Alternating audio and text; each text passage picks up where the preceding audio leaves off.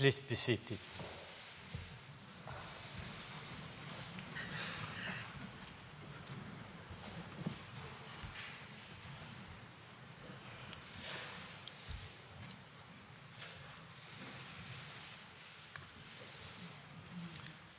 The sitting is open. The court meets today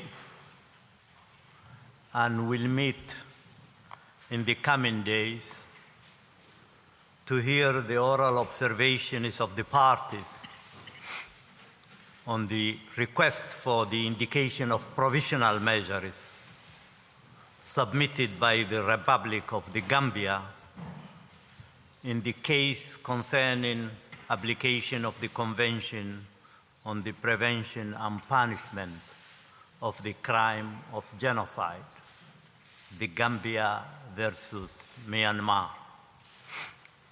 This morning, the court will hear the Gambia's first round of oral observations. The court does not include, upon the bench, a judge of the nationality of either of the parties. Both parties have therefore availed themselves of the right under Article 31, paragraph 3 of the statute to choose a judge ad hoc. The Gambia has chosen Mrs. Nava Nedem Pillai and Myanmar, Mr. Klaus Kress. Article 20 of the statute provides that, and I quote, every member of the court shall, before taking up his duties, make a solemn declaration in open court, and that he will exercise his powers impartially and conscientiously. End of quote. Pursuant to Article 31, paragraph 6 of the statute, that same provision applies to judges ad hoc. Before inviting Mrs. Pillai and Mr. Kress to make their solemn declaration, I shall first, in accordance with custom, say a few words about their career and qualifications.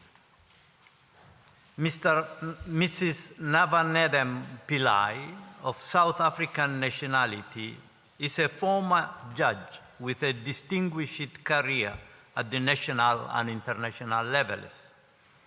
After obtaining her law degree at Natal University in South Africa in 1965, she practiced as an attorney for 28 years, inter alia providing legal defense for opponents of apartheid and handling seminal cases on the rights of political prisoners. In the 1980s, she was awarded a Master of Law and a Doctorate of Juridical Sciences from Harvard University. In 1995, she became acting judge at the High Court of South Africa. The same year, she was elected by the General Assembly of the United Nations to be a judge of the International Criminal Tribunal for Rwanda, where she served for 8 years, including 4 as its president. In 2003, she was elected to the International Criminal Court, where she sat until 2008.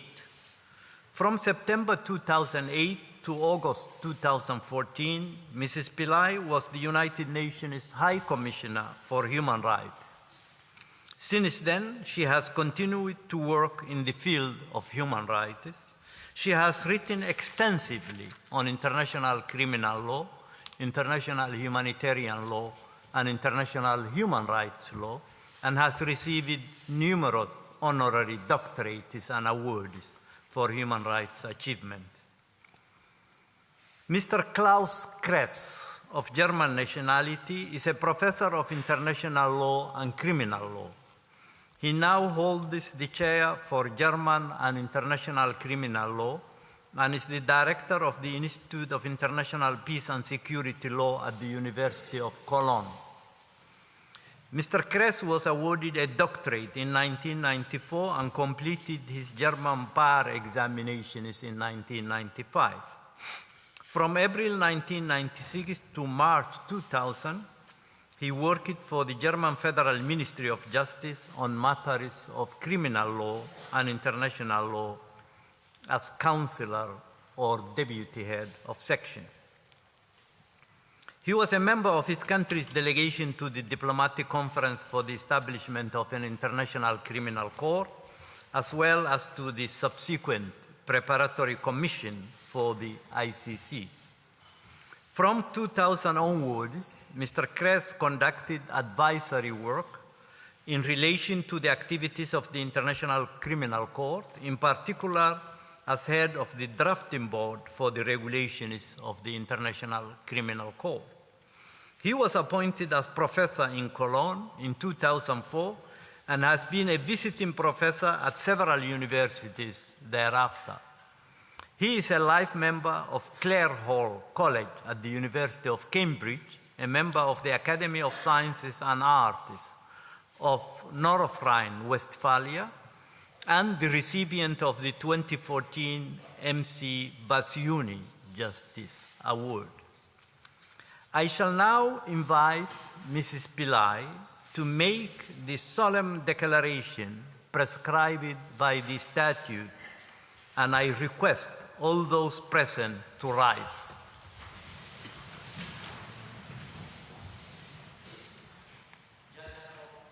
You have the floor. I solemnly declare that I will perform my duties and exercise my powers as judge honorably, faithfully, impartially, and conscientiously. I thank you. I now invite Mr. Kress to make the solemn declaration prescribed in the statute. You have the floor. Je déclare solennellement que je remplirai mes devoirs et exercerai mes attributions de juge en tout honneur et dévouement, en pleine et parfaite impartialité et en toute conscience. Je vous remercie. Please be seated.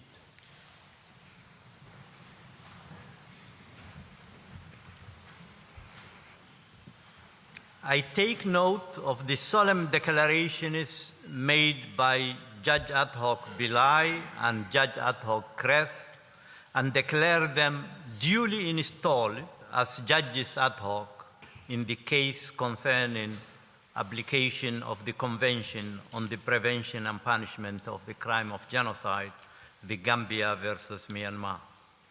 I shall now recall the principal steps of the procedure in the case.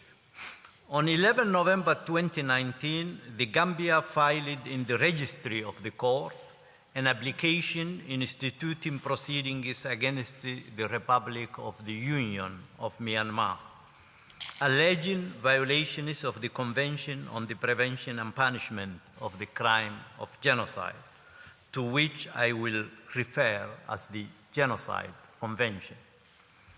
To found the jurisdiction of the court, the Gambia invokes Article 36, Paragraph 1 of the Statute of the Court and Article 9 of the Genocide Convention. In its application, the Gambia asserts that the government of Myanmar has adopted, taken, and condoned violent acts against members of the Rohingya group, a distinct ethnic, racial, and religious group residing in Myanmar's Rakhine state. The Gambia contends that these acts were perpetrated in manifest violation of the Genocide Convention and that they are all attributable to Myanmar.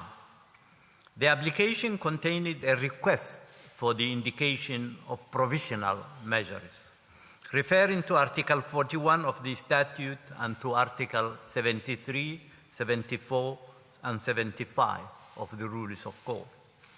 In its request, the Gambia maintains that Myanmar, and I quote, that Myanmar's genocidal acts, end of quote, against the Rohingya group continue to this day, that all members of this group, still in Myanmar are at grave risk of further acts of genocide, and that provisional measures are necessary in order to prevent further irreparable harm to the rights protected under the Genocide Convention.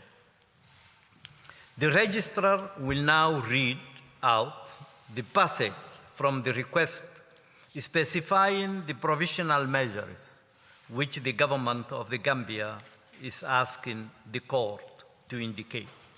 You have the floor. Thank you, Mr. President. I quote, A.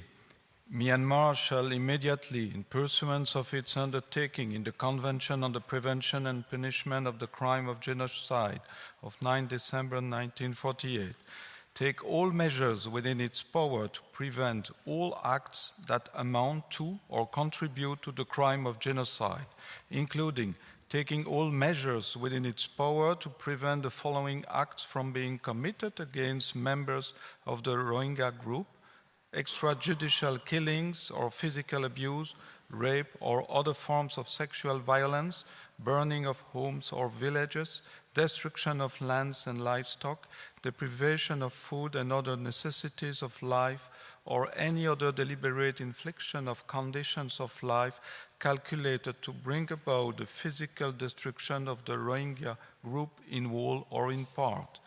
B.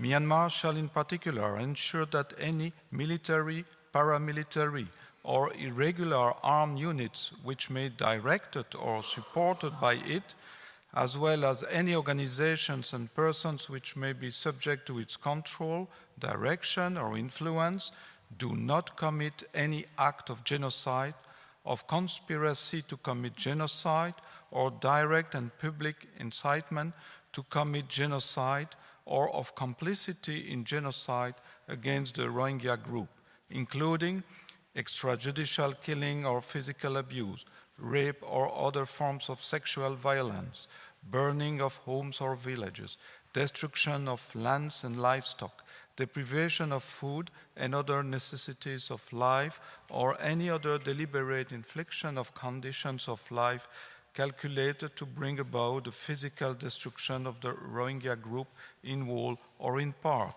C. Myanmar shall not destroy or render inaccessible any evidence related to the events described in the application, including, without limitation, by destroying or rendering inaccessible the remains of any member of the Rohingya group who is a victim of alleged genocidal acts, or altering the physical locations where such acts are alleged to have occurred in such a manner as to render the evidence of such acts, if any, inaccessible. D. Myanmar and the Gambia shall not take any action and shall assure that no action is taken which may aggravate or extend the existing dispute that is the subject of this application or render it more difficult of resolution. N. E. Myanmar and the Gambia shall each provide a report to the court on all measures taken to give effect to its order for provisional measures, no later than 4 months from its issuance. End of quote. Thank you, Mr. President. I thank the Registrar. Immediately after the application and the request for the indication of provisional measures were filed, the Registrar transmitted copies thereof to the government of Myanmar. He also notified the Secretary General of the United Nations. Under Article 74 of the Rules of Court, a request for the indication of provisional measures shall have priority over all other cases.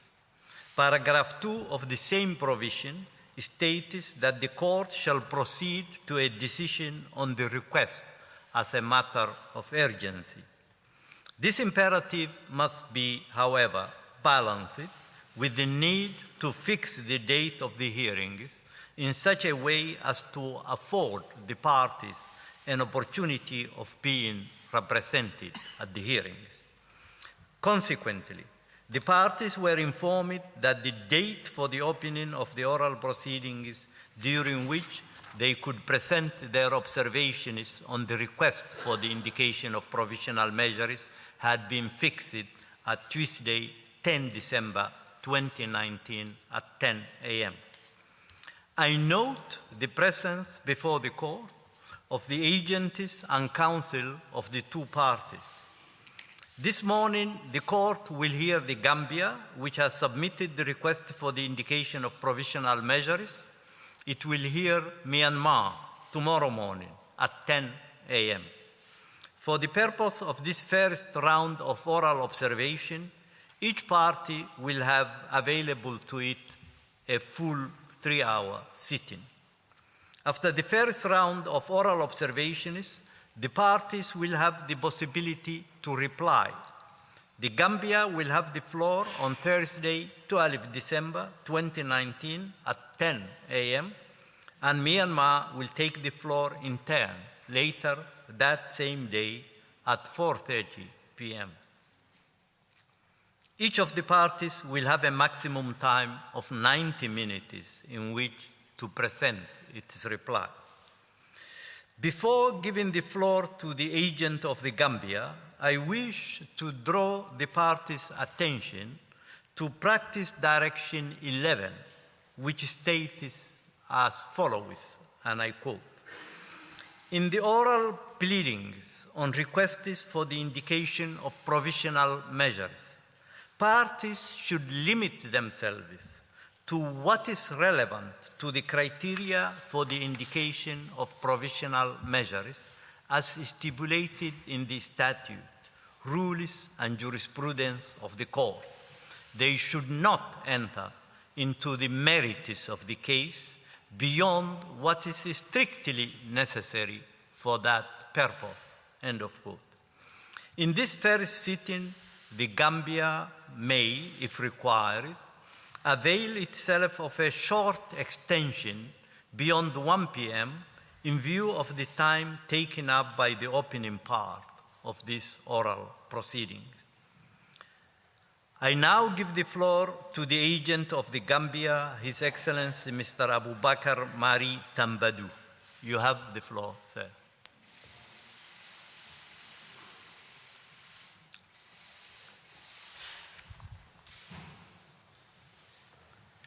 Mr. President, honorable judges, it is an honor to address you today as the agent of the Republic of the Gambia in our dispute with the Republic of the Union of Myanmar. The Gambia is also pleased to be represented by a diverse team of dedicated international advocates who will speak after me in the following sequence. Professor Payam Akavan, Mr. Andrew Lowenstein, and Ms.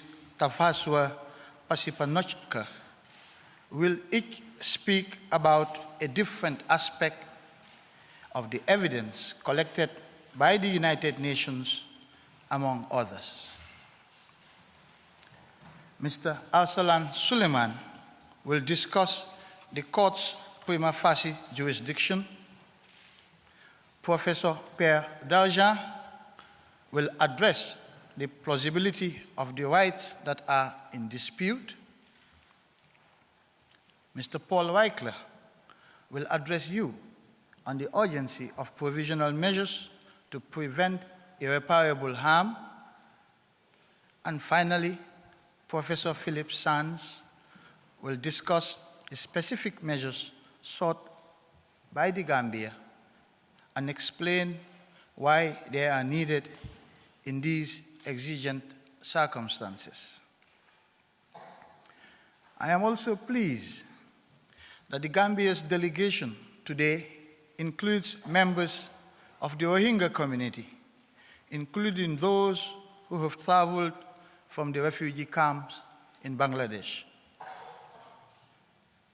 Mr. President, honorable judges, as Attorney General of the Republic of the Gambia, I stand before you today as agent in a dispute with the state of Myanmar, but not a conventional one that this court is accustomed to.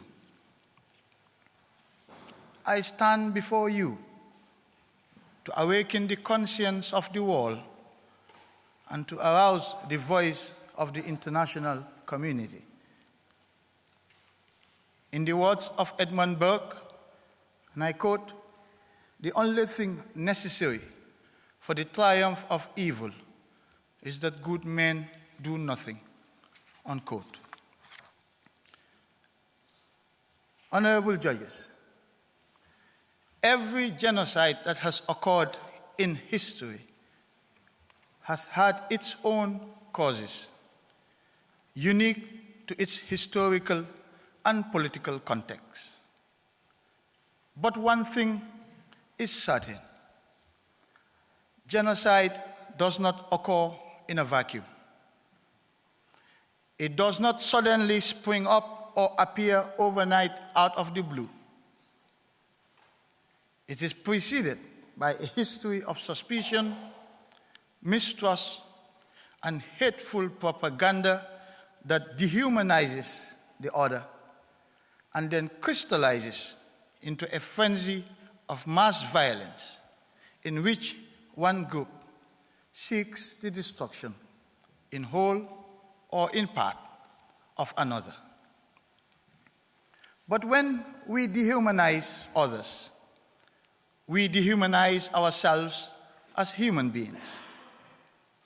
For any genocide to occur, two things must be present: a dehumanization of the other and the indifference of the international community.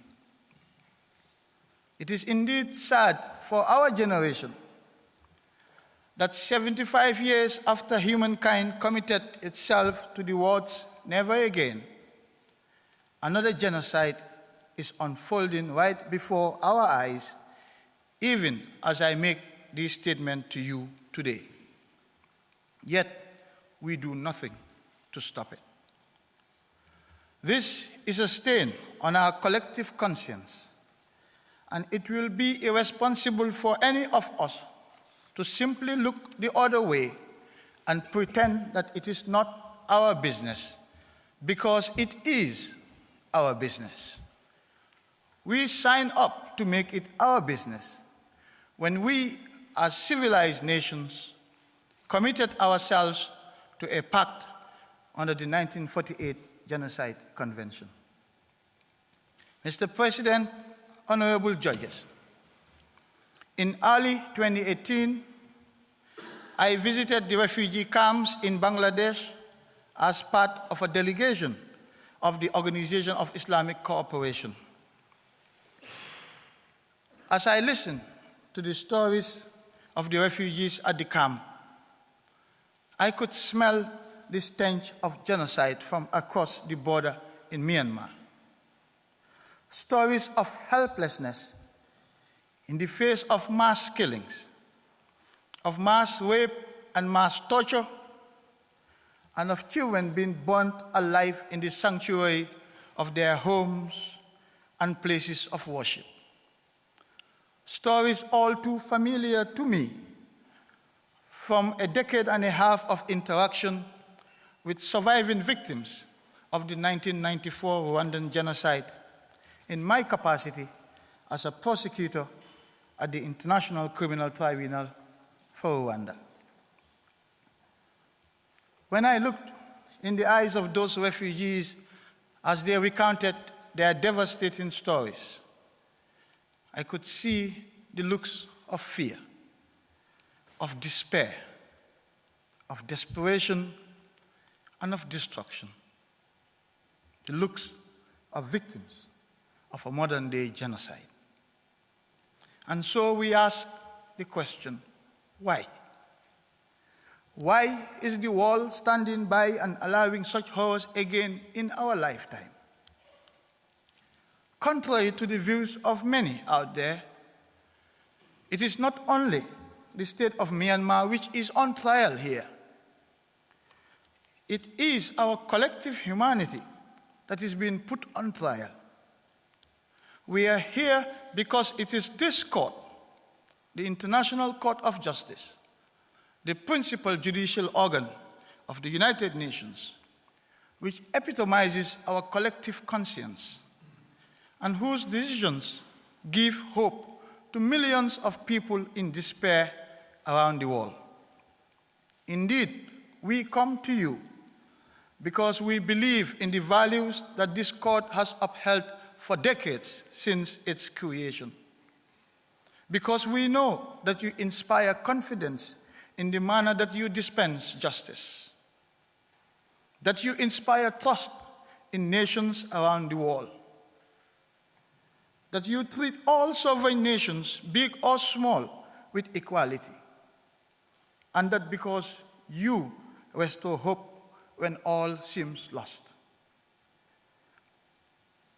As the guardians of our moral and legal compass under the Genocide Convention, we come to you because to the millions of us around the world, the weak, the powerless, the insignificant others, you give us hope that someone out there will listen to us, to our pains and our sorrows, that someone will give consolation to victims and protect them.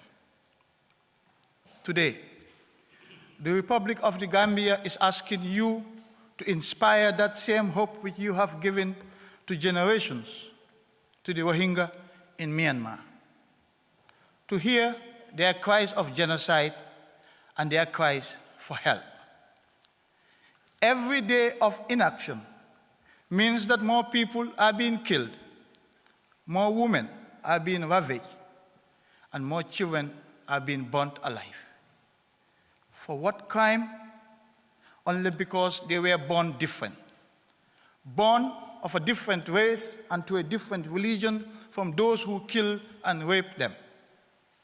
And for this, honorable judges, they have been made to pay the ultimate price, genocide. We must indeed learn lessons from history. It is clear that our best option must remain a strategy to prevent genocide and the conditions that breed it. Peace and justice must rest on the commitment of the international community to protect groups that are under threat and to build societies based on justice and human rights. When strategies of prevention fail, as they unfortunately sometimes do, the intervention of international justice mechanisms which have the capacity to hold states accountable must always follow.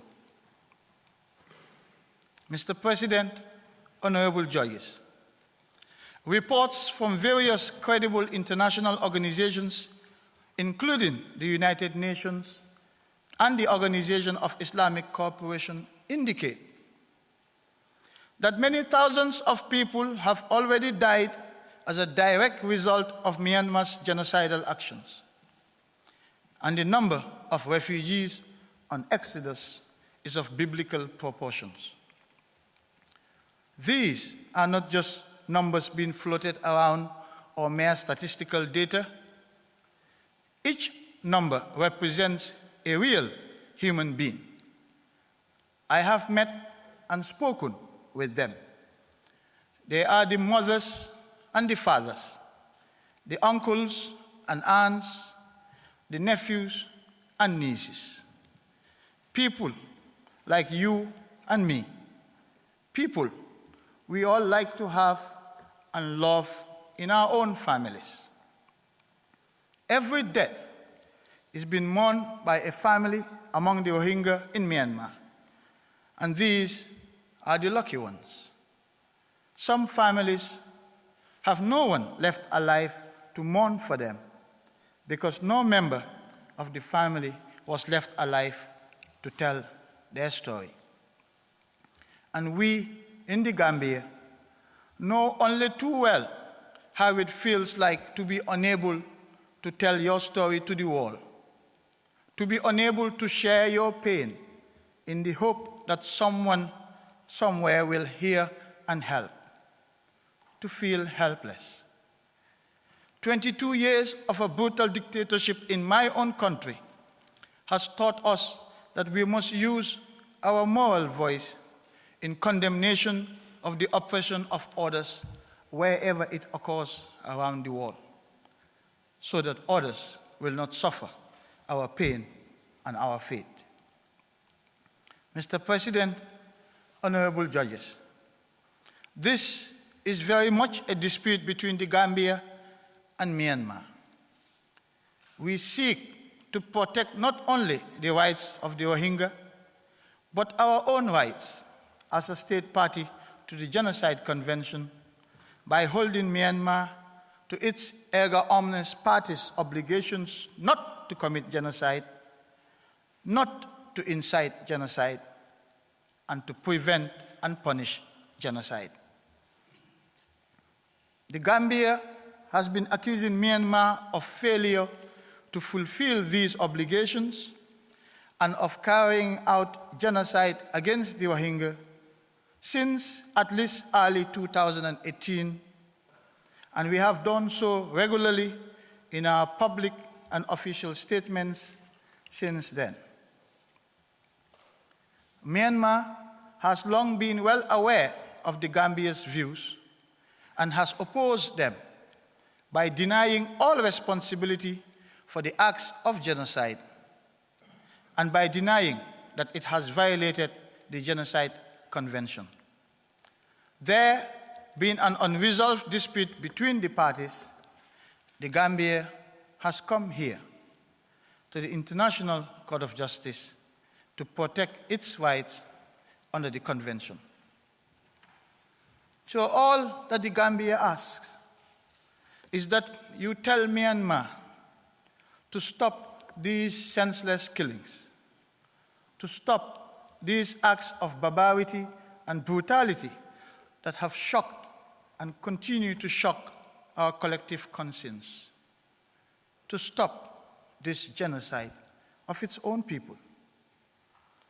All that we seek from you is that you tell Myanmar to give the Rohingya a chance to live a decent and dignified life in freedom and peace, to give Rohingya children the opportunity to laugh and play football or bolikela in their parks like our own children do, the opportunity to go to school and dream of becoming lawyers or doctors or scientists, opportunities that we have all been given as children, opportunities that we all want for our own children.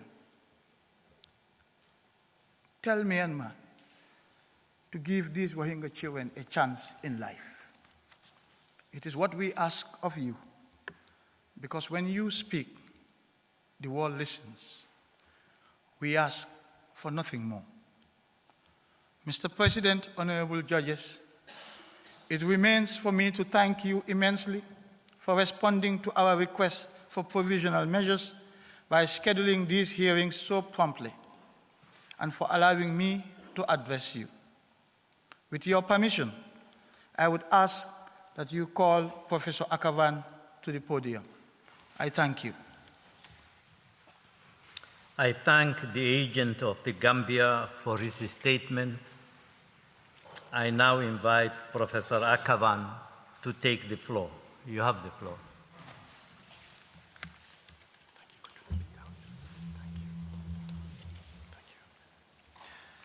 Mr. President, distinguished members of the court, it is a privilege to appear on behalf of the Gambia in this case of exceptional importance. It is my task to address the circumstances leading to this urgent request for provisional measures under Article 41 of the Statute of the Court and to examine the evidence that is before you. Yesterday marked 71 years since the United Nations adopted the Genocide Convention. On 9 December 1948, in the shadow of the Holocaust, the world said never again. Yet, in Srebrenica, Rwanda, Darfur, and many other sites of sorrow, we have witnessed again and again humankind's failure to prevent genocide. We appear before you today because there is still time to save the Rohingya. We turn to this court as the guardian of the Genocide Convention to prevent their further destruction at the hands of Myanmar. In its order of 8 April 1993 in Bosnia versus Serbia, the court noted that whether or not past genocidal acts may be imputable to them, states parties to the convention are under a clear obligation to do all in their power to prevent the commission of any such acts in the future. In granting provisional measures in that case, it concluded that there was a grave risk of acts of genocide being committed. That, Mr. President, is exactly the conclusion of the UN Independent International Fact-Finding Mission on Myanmar. In its report of 16 September 2019, it found a serious risk of genocidal actions recurring and that Myanmar is failing in its obligation to prevent genocide. This appears at tab 2 of your folder. The UN mission been told that we are having a technical problem, that the English language channel of interpretation is not working properly. So I will ask the technicians to deal with that issue as quickly as possible.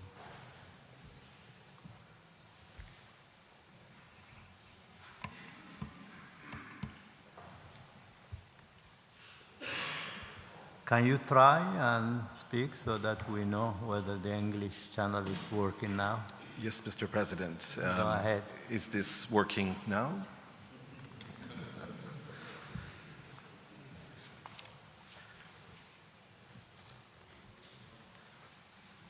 No, I haven't heard any complaints about the French channel. Okay. Thank you, Mr. Akavan. You may continue. Thank you, Mr. President. The UN mission came to that conclusion following an exhaustive 2-year investigation by 3 distinguished jurists. The chair was Mr. Marzuki Darusman, Indonesia's former Attorney General. Another member was Ms. Radhika Kumaraswamy, the former chair of the Sri Lanka Human Rights Commission, who was also the UN Special Rapporteur on Violence Against Women and UN Special Representative for Children and Armed Conflict. The other member, Mr. Christopher Sidoti, was Australia's former Human Rights Commissioner. The mission's mandate was established by the UN Human Rights Council in March 2017. It was assisted by experts and advisors from the Office of the UN High Commissioner for Human Rights. Its investigation followed rigorous UN guidelines for best practices. Over 2 years, more than 1,000 victims and witnesses were interviewed, and a vast amount of documents, photographs, and videos were analyzed. Myanmar refused to cooperate with or give access to the mission, but that did not prevent a thorough and impartial investigation. The UN mission's conclusion on Myanmar's continuing genocidal intent and the serious risk of genocidal actions recurring must be given significant weight. This is a finding of fact by an independent inquiry authorized by the United Nations. As the court found in Bosnia versus Serbia in respect of the UN report on Srebrenica, the care taken in preparing the report, its comprehensive sources, and the independence of those responsible for its preparation all lend considerable authority to it. Mr. President, a deeper appreciation of what led the UN mission to to this conclusion requires an examination of the wider context of the current situation, to which I now turn. The Rohingya are a distinct ethnic and religious group in Myanmar's Rakhine state, where they have had a historical presence for centuries. This region is depicted in the map at tab 3 of your folders. As set out in the application, the genocidal acts against them have been a long time in the making. They incubated in toxic hate speech on Facebook and Twitter, by which Myanmar demonized an entire group as illegal Bengali immigrants, terrorists and jihadists, maggots and dogs. A Muslim invasion posing an existential threat to Burmese racial purity. The UN mission has pointed to the systematic oppression and persecution of the Rohingya from birth to death, and their extreme vulnerability as a consequence of state policies and practices implemented over decades. Beginning in 2016, there was a dramatic escalation of this persecution in successive waves of what Myanmar described as clearance operations.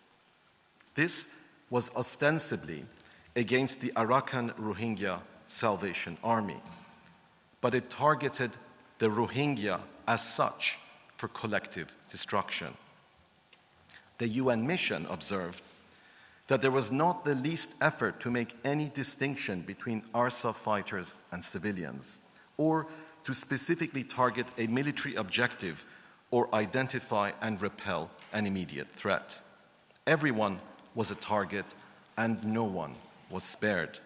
Mothers, infants, pregnant women, the old and infirmed all fell victim to the ruthless campaign. The targeting of women and girls for rape, gang rape, and other forms of sexual violence, as well as the targeting and impact on children in general, has been shocking. It was in this context that the fact-finding mission first concluded in September 2018 that the factors allowing the inference of genocidal intent are present. It did so based on the exacting requirements of Article 2 of the Convention, namely the intention to destroy the protected group in whole or in part as such. It specifically noted that destruction is understood to mean physical or biological destruction rather than the disbandment or expulsion of the group. It found that the actions of those who orchestrated the attacks on the Rohingya read as a veritable checklist of what a state would have done had it wished to destroy the target group in whole or in part. The UN mission was so convinced of its conclusion that it took an extraordinary step. It recommended that named senior generals of the Myanmar military, the so-called Tatmadaw, should be investigated and prosecuted in an international criminal tribunal for genocide. Those named included Myanmar's Commander-in-Chief, Senior General Min Aung Hlaing. The UN Special Rapporteur on Human Rights in Myanmar, Yang Hee Lee of Korea, similarly concluded that the Commander-in-Chief and other senior Tatmadaw generals should be held accountable for genocide in Rakhine.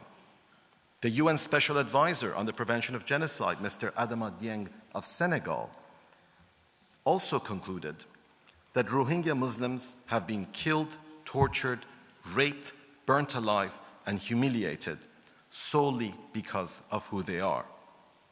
The intent of the perpetrators was to cleanse northern Rakhine state of their existence, possibly even to destroy the Rohingya as such, which, if proven, would constitute the crime of genocide. While time does not allow for a complete analysis of the UN mission's massive report, it is instructive to focus on two specific genocidal acts under Article 2 of the Convention. The first is killing members of the Rohingya group under paragraph A. There are detailed accounts of corroborated mass killings in hundreds of villages. Men, women, and children were killed as Tatmadaw soldiers systematically moved from house to house, pulling people out of their homes and executing them, or shooting them inside their houses, or as they left their houses, often in front of family members. The mission also verified a pattern of people, including babies and children, being pushed or thrown into burning houses by Tatmadaw soldiers. The mission found that Rohingya children were specifically targeted. A woman described how at Kien Chanong village, to give but one example, soldiers beat her youngest child. He was 1.5 years old, she testified. He died as a result of the beating. My 4-year-old son's hand was being held by my daughter, who was also stabbed in the head. He started crying, and then the military stabbed him, and he died. Another survivor from Kiet Yo Pin recounted how a pregnant woman in labor, assisted by a midwife and female relatives, were all killed by soldiers, including the newborn baby. Mr. President, the second category of Myanmar's genocidal acts under Article 2 of the Convention is causing serious bodily or mental harm to members of the group under paragraph B. I refer in particular to what the UN mission described as widespread sexual violence, intended to contribute to the destruction of the Rohingya as a group and the breakdown of the Rohingya way of life. In the landmark 1998 Akayesu judgment, the International Criminal Tribunal for Rwanda made clear that when committed with the requisite intent, rape and sexual violence constitute genocide in the same way as any other act. It stressed that this was one of the worst ways of inflicting harm because it resulted in physical and psychological destruction of Tutsi women, their families, and their communities. Destruction of the spirit, of the will to live, and of life itself. The UN mission found that in Myanmar there was a notable pattern of mass gang rape involving multiple perpetrators and multiple victims in the same incident. These crimes were committed in open public spaces, in front of family and neighbors, within forested areas near the village, in large houses within the village, and during detention in military and police compounds. A survivor who had been gang raped with her sister testified how a Tatmadaw soldier told them, "We are going to kill Rohingya. We will rape you. This is not your country." In one case, a large number of interviewees saw dead bodies of women and girls en route to Bangladesh, who they thought had been raped, because the bodies were naked and large amounts of blood were visible between their legs. A survivor who was 8 months pregnant at the time testified that they stamped and kicked my stomach with their boots and then stripped me naked. I was blindfolded and hung by my wrists from a tree. I was raped 9 times. My mother found me in the evening. My unborn baby died. Mr. President, in its 1951 advisory opinion, the court recalled that genocide shocks the conscience of humankind. It is devastating to recount these unspeakable crimes, but the voices of the survivors convey the immense gravity of the request that is now before you. These are the circumstances leading the UN mission to conclude that Myanmar's genocidal intention is ongoing and unabated. In its September 2019 report at tab 2 of your folder, it stated as follows. The mission has identified 7 indicators from which it inferred genocidal intent to destroy the Rohingya people as such, all based on the consideration of indicators of genocidal intent in international case law. First, the Tatmadao's extreme brutality during its attacks on the Rohingya. Second, the organized nature of the Tatmadao's destruction. Third, the enormity and nature of the sexual violence perpetrated against women and girls during the clearance operations. Fourth, the insulting, derogatory, racist, and exclusionary utterances of Myanmar officials and others prior, during, and after the clearance operations. Fifth, the existence and discriminatory plans and policies such as the citizenship law and the national verification card process, as well as the government's efforts to clear, raise, confiscate, and build on land in a manner that sought to change the demographic and ethnic composition of Rakhine State, the goal being to reduce the proportion of Rohingya. Sixth, the government's tolerance for public rhetoric of hatred and contempt for the Rohingya. And seventh, the state's failure to investigate and prosecute gross violations of international human rights law and serious violations of international humanitarian law, both as they were occurring and after they occurred. These 7 indicators also allow the mission to infer that the state did not object and, in fact, endorsed the Tatmadao's clearance operations and the manner in which they were conducted. As indicated at tab 2 of your folder, the UN mission further concluded that every one of these indicators is linked to the acts or omissions of Myanmar state organs, including the military, other security forces, ministries, legislative bodies, the UEHRD, and other civilian institutions. Collectively, they demonstrate a pattern of conduct that infers genocidal intent on the part of the state to destroy the Rohingya in whole or in part as a group. For reasons explained in its 2018 report, there is no reasonable conclusion to draw other than the inference of genocidal intent from the state's pattern of conduct.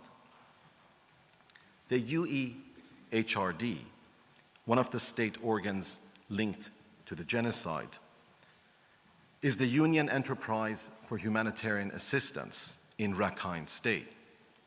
According to the UN fact-finding mission, it has been responsible for large-scale confiscation of Rohingya land and the bulldozing of burned Rohingya villages, which is likely to have destroyed criminal evidence.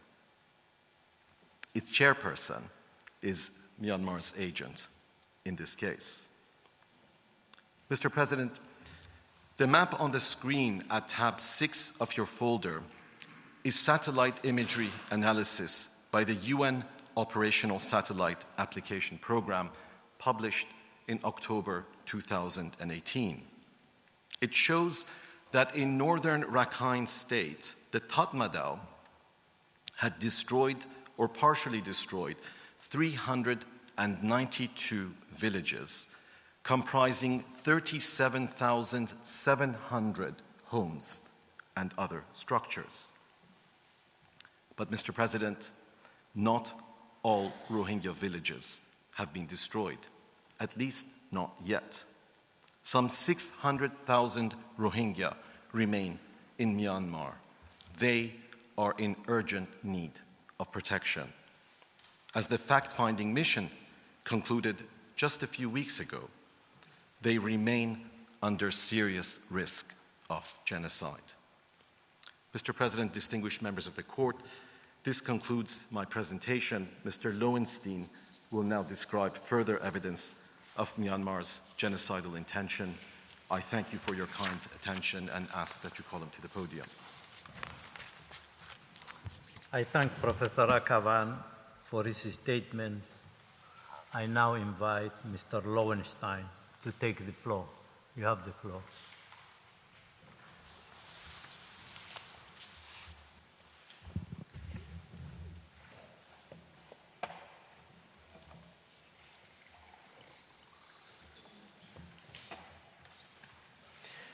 Mr. President, members of the Court, it is a special honor to appear before you in this most serious of cases. I will address further evidence of Myanmar's genocidal actions and ongoing genocidal intent.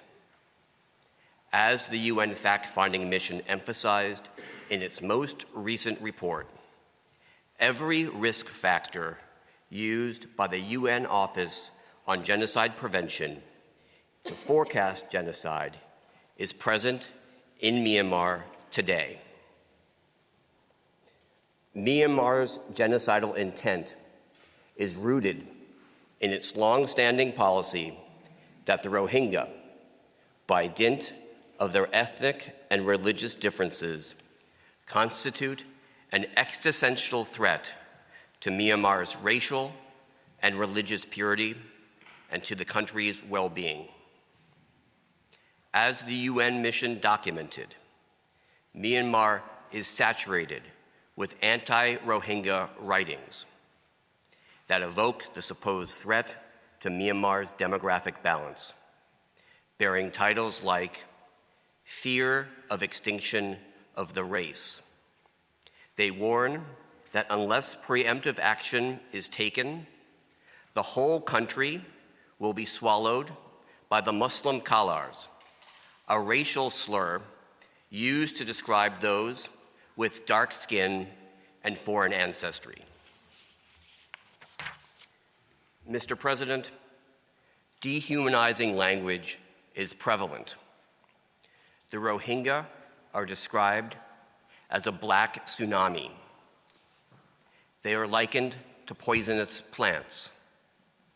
They are compared to African catfish, an invasive species that must not be allowed into the country to breed.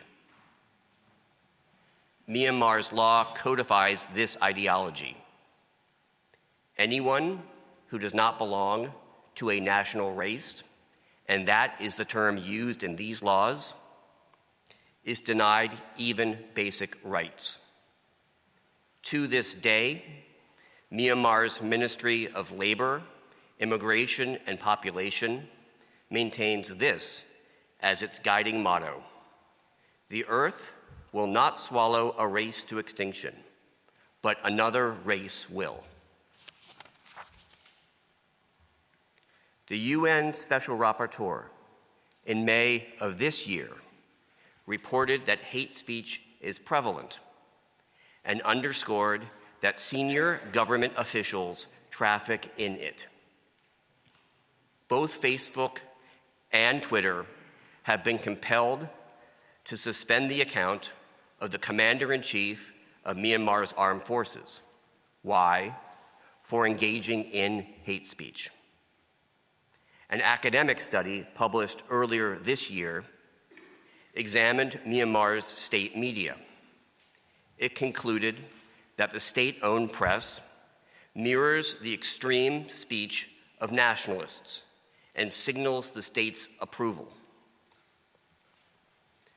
Mr. President, it is not only the Myanmar state that engages in hate speech. The government's actions have fostered an environment that is rife with extreme racist rhetoric. In August, the UN Special Rapporteur warned again that hate speech remains prolific. As the fact-finding mission concluded, the fact that Myanmar harbors genocidal intent is evidenced by its toleration for public rhetoric of hatred and contempt for the Rohingya. Investigative reporting by Reuters last year identified more than 1,000 examples of extreme hate speech posted on Facebook alone. Many refer to the Rohingya as kalars. Others call them dogs, maggots, and rapists, suggest they be fed to pigs, and urge they be shot or exterminated. Here are some examples. Kill all the kalars that you see in Myanmar. None of them should be left alive. If it's a kalar, get rid of the whole race. Kalar dogs, the Bengalis, are killing and destroying our land, our water, and our ethnic people. We need to destroy their race. We must fight them the way Hitler did the Jews. Pour fuel and set fire so they can meet Allah faster.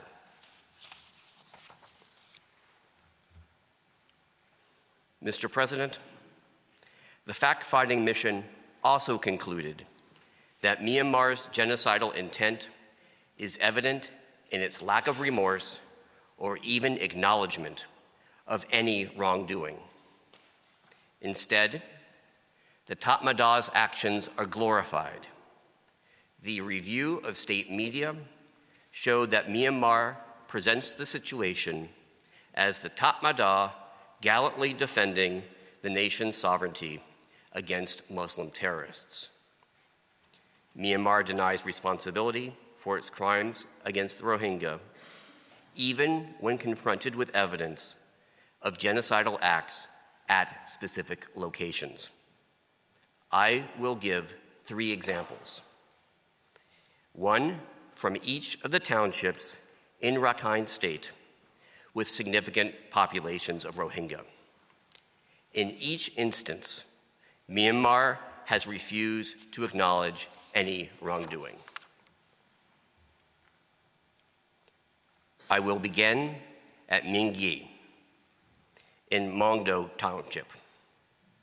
You can see its location on the map on your screens.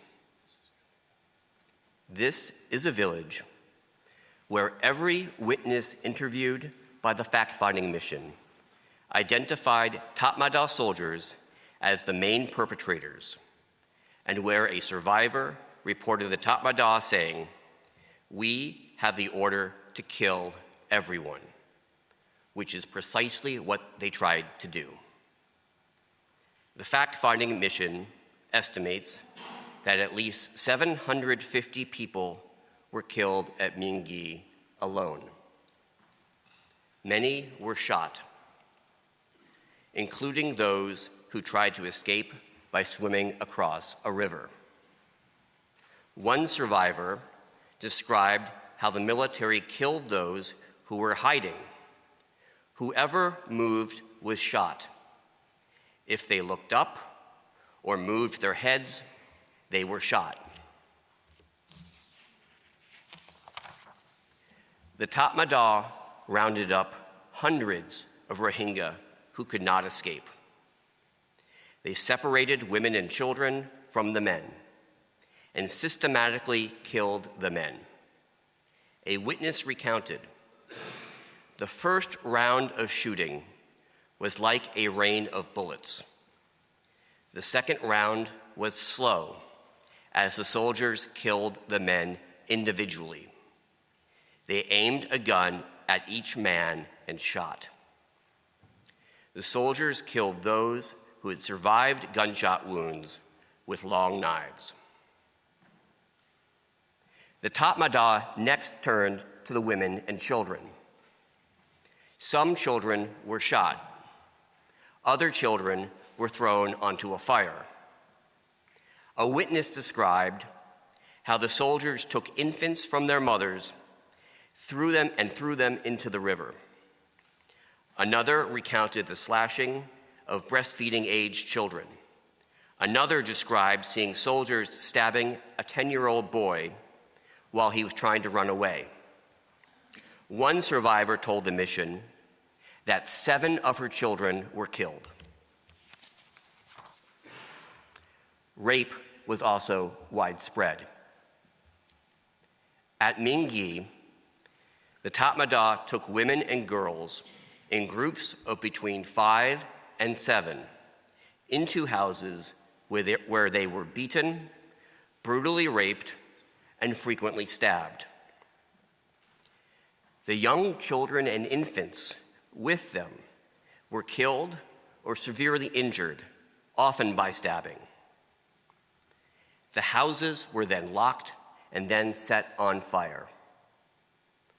One survivor who escaped from such a burning house recounted, "I entered the house with 4 of my neighbors, and 3 of us had babies. I knew the house. There were dead bodies on the floor, young boys and older men from our village. As we entered the house, the soldiers locked the door. One soldier raped me. They stabbed me in the back of my neck and in my abdomen." She continues, "I was trying to save my baby, who was only 28 days old. But they threw him on the ground and he died. The other women who were there were also raped." Satellite imagery analyzed by UNISAT reveals that Mingi and its associated hamlets, numbering some 440 structures, were completely burned and destroyed. By contrast, a village to the south, inhabited by ethnic Rakhine, a predominantly Buddhist ethnic group, remains intact. What does Myanmar say about Mingi?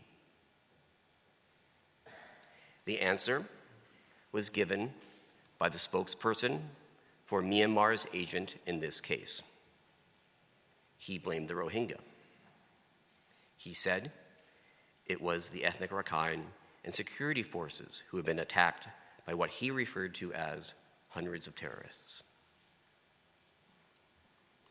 Myanmar likewise denies wrongdoing at any of its other thoroughly documented clearance operations, including the one at Maung Nu in Busidong Township, the location of which you can see on your screens.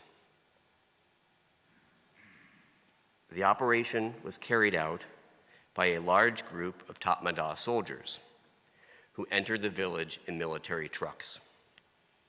A witness recounted that many people were taken to the edge of the hillside and shot. The soldiers approached a compound where a large number of Rohingya had sought shelter and ordered the people to come out of the houses or else the buildings would be set on fire. The soldiers separated women and children from men. At gunpoint, the soldiers ordered the women to remove their headscarves, which they used to blindfold the men and boys and tie their hands behind their backs. The soldiers then opened fire on the men and boys and slit their throats with knives. A witness describes how some of them were shot first, and then their throats were slit with a knife. Others just had their throats slit. The Tatmadaw killed children in the courtyard. One witness recounted, "The soldiers killed the male members of my family. They shot them first and then slit their throats. The courtyard was full of blood. They killed my husband, my father-in-law, and my 2 nephews of 15 and 8 years old. They even killed the child in the same way." The fact-finding mission estimates that up to 100 people, mostly men and boys, were executed. 28 of the victims were under 18 years old. Women and girls were gang raped, killed, and mutilated. A victim described how 3 members of the military took me. One man held me down and pushed me to the ground. They tore off my clothes. 2 men raped me. One witness saw a woman killed by being knifed in the vagina. UNISAT satellite imagery shows that Maung Nu and a neighboring Rohingya village were systematically burned over a period of several days. More than 320 structures were destroyed. The spokesperson for Myanmar's agent in these proceedings dismissed the evidence against the Tatmadaw officer in command of the battalion that carried out this clearance operation as nothing more than what he called unreliable accusations. Myanmar has also refused to acknowledge responsibility for the clearance operation at Pyat Chin in Rasidong Township, which is now shown on your screens. The fact-finding mission determined that hundreds of Tatmadaw soldiers participated. After surrounding the village, they opened fire, shooting at villagers, including those who were fleeing. The perpetrators dragged people from houses and shot them at point-blank range. Others were killed by having their throats slit with large knives. One survivor recounted, "If people were not killed by the gunshots, they were slaughtered to make sure they were really dead." An elderly woman described being pulled from her house with her 70-year-old brother. "Soldiers used rifle butts to beat my brother on the head, and I saw his brains come out. I saw people being killed with long knives. The soldiers were also spraying bullets, and many people were injured and killed. Our village was full of dead bodies. I saw dozens of people killed. First, they shot the people, and then, if they were still alive and the body was moving, they used a machete to slaughter across the throat." The Tatmadaw set houses on fire, including those still occupied. Other victims were forced inside houses before they were intentionally set alight. In one house, between 6 and 7 men were forced inside. Those unable to escape were burned alive. The fact-finding mission concluded that the Tatmadaw specifically targeted children, including infants and babies. Some were wrenched from their mother's arms and thrown to the ground. Others were thrown into fires and burned alive. Women and girls were subjected to rape, gang rape, sexual mutilation, and sexual humiliation. The Tatmadaw took some to a makeshift military base where mass gang rape occurred. These victims were subjected to serious physical injuries, either before being raped or after being killed, including the mutilation of their breasts. UNISAT's analysis of satellite imagery confirms that the entire village was destroyed. By contrast, the nearby non-Rohingya village remains intact. The fact-finding mission estimates that the Tatmadaw killed 358 people at Pyat Chin. The victims included 127 children, all under the age of 6. What does Myanmar say about Chut Pyin? Just a routine security operation. The Tatmadaw were searching for militants. No more than 10 people died. There were no rapes. The Rohingya burned their own homes.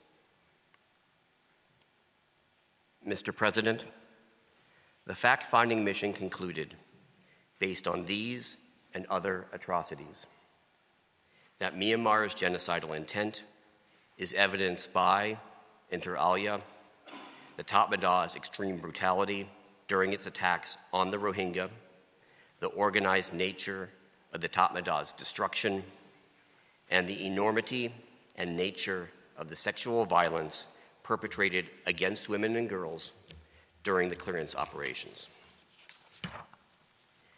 The fact-finding mission concluded that further evidence of Myanmar's genocidal intent consists of its lack of accountability or even public condemnation of crimes like those we just reviewed. This conclusion, Mr. President, is consistent with the UN Special Rapporteur's report last month that Myanmar's government allows the military to operate with impunity, even though it is responsible for, in the Special Rapporteur's words, the extreme violence that was inflicted during clearance operations, which were executed on an unprecedented scale and with an unprecedented brutality, all indicators of genocidal intent. Mr. President, members of the court, this concludes my presentation. I thank you for your kind attention and ask that you invite to the podium Ms. Pashpanoscha.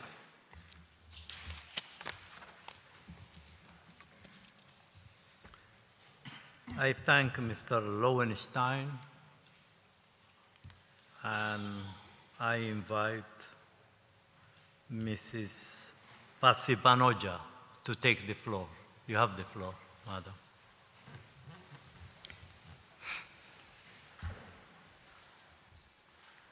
Mr. President, members of the court, good morning. It is an honor for me to appear before you on behalf of the Republic of the Gambia.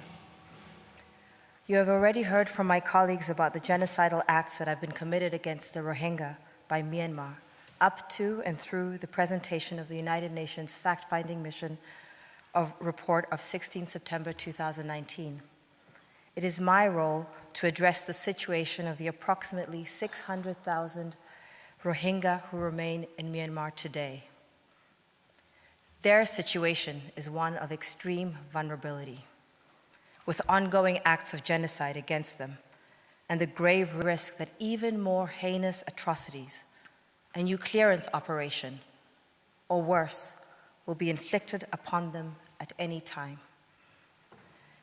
As the independent fact-finders have made clear, the evidence of Myanmar's genocidal intentions has actually strengthened over the past year.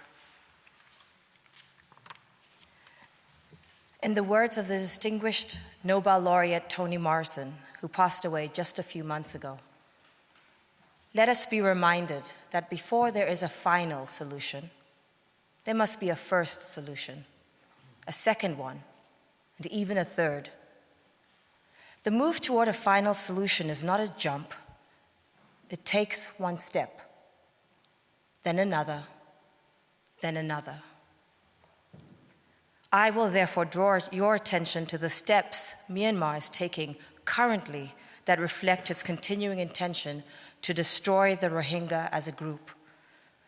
Each of these steps has been reported by the highly credible, independent, and eminent investigators acting under the authority of the United Nations, intergovernmental organizations, and human rights organizations. Each of these steps heightens the Rohingya's vulnerability, points towards further acts of genocide, and foretells the risk of more violations of the Genocide Convention. The first step is the forceful segregation and confinement of 20% of the Rohingya in internment camps and ghettos, where they are in situations of extreme precariousness. As the UN fact-finding mission reported, Myanmar forcibly transferred over 120,000 Rohingya men, women, and children into displacement camps outside Sitwe town in central Rakhine State in June 2012. For over 7 years now, Myanmar has cordoned them off from the outside world with barbed wire, police checkpoints, and military posts, restricted their movements, subjected them to physical and mental abuse, and maintained them in a state of fear for their survival. They remain in that state, easy targets for the next wave of mass killings, especially as they are guarded by the same Tatmadaw that carried out the clearance operations.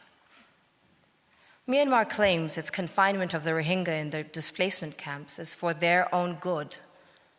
It claims this is necessary to ensure the protection of the communities from intercommunal violence between the ethnic Rakhine and the Rohingya. But as the UN fact-finding mission report points out, Myanmar has not shown how any actual risks justify this extreme and indefinite restriction of movement. At times, Myanmar has simply denied that there are any restrictions on the interned Rohingya population. Yet, as the UN fact-finding mission observed, the existence of the restrictions on the movement of the displaced population is undeniable.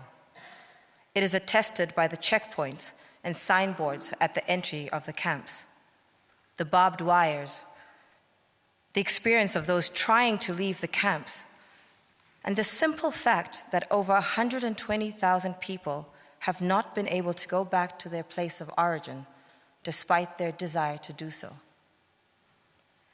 Myanmar has confined a separate group of Rohingya in the Aung Mingala quarter of Sitwe town. The UN fact-finding mission explained that this quarter is effectively a closed ghetto where Muslims are trapped and have lived separately from the rest of the population since 2012. It is guarded by armed police, checkpoints, and barbed wire. The Tatmadaw maintains a small presence in the school grounds. People can only leave the quarter with special permission and in organized convoys with police escorts. The remaining 80% of the Rohingya reside in villages under close watch by the Tatmadaw. The UN fact-finding mission's September 2018 report explained that these Rohingya are required to obtain travel permits to leave their villages, and they're generally not permitted to travel to ethnic Rakhine areas, including the main towns and markets. The September 2019 report indicated that the restrictions have increased in severity over the past year. It noted that the government currently restricts the freedom of movement of Rohingya through a combination of local orders, verbal instructions, security checkpoints, soldiers, and patrols, which have the cumulative effect of confining them to their villages and camps. The UN fact-finding mission has concluded that this state-mandated segregation fosters a conducive environment for dehumanization and hate campaigns. Yet, Myanmar is building more internment camps for those Rohingya who have not yet been interned. Refugees arriving in Bangladesh informed the Office of the High Commissioner for Human Rights that the Tatmadaw is forcing men and children as young as 12 years of age to perform unpaid work on 12-hour shifts to build houses and camp-like facilities in different locations in northern Rakhine State. According to the UN High Commissioner for Human Rights, one interviewee stated, the inhabitants of his village, which was largely untouched by the violence of 2017, were informed by the village administrator that they would be removed from their homes to a newly constructed camp. Other interviewees described the camps as closed areas with only one entry gate, surrounded by barbed wire and watchtowers. Yet another interviewee expressed fears that the camps had been built with the objective of forcing the Rohingya to live in miserable conditions with the eventual intention of exterminating them. Mr. President, the extermination of the Rohingya, who have been rounded up into internment camps and closely guarded ghettos and villages, can come swiftly, at any time, in the form of new clearance operations perpetrated by security forces who are stationed there. Or it can occur in slow motion, through denying them food and other essentials of life.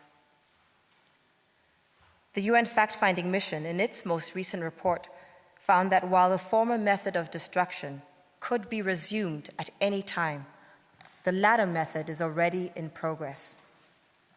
The government has severely restricted access to food for Rohingya in Rakhine State, and the resulting food insecurity is being caused by government laws and policies.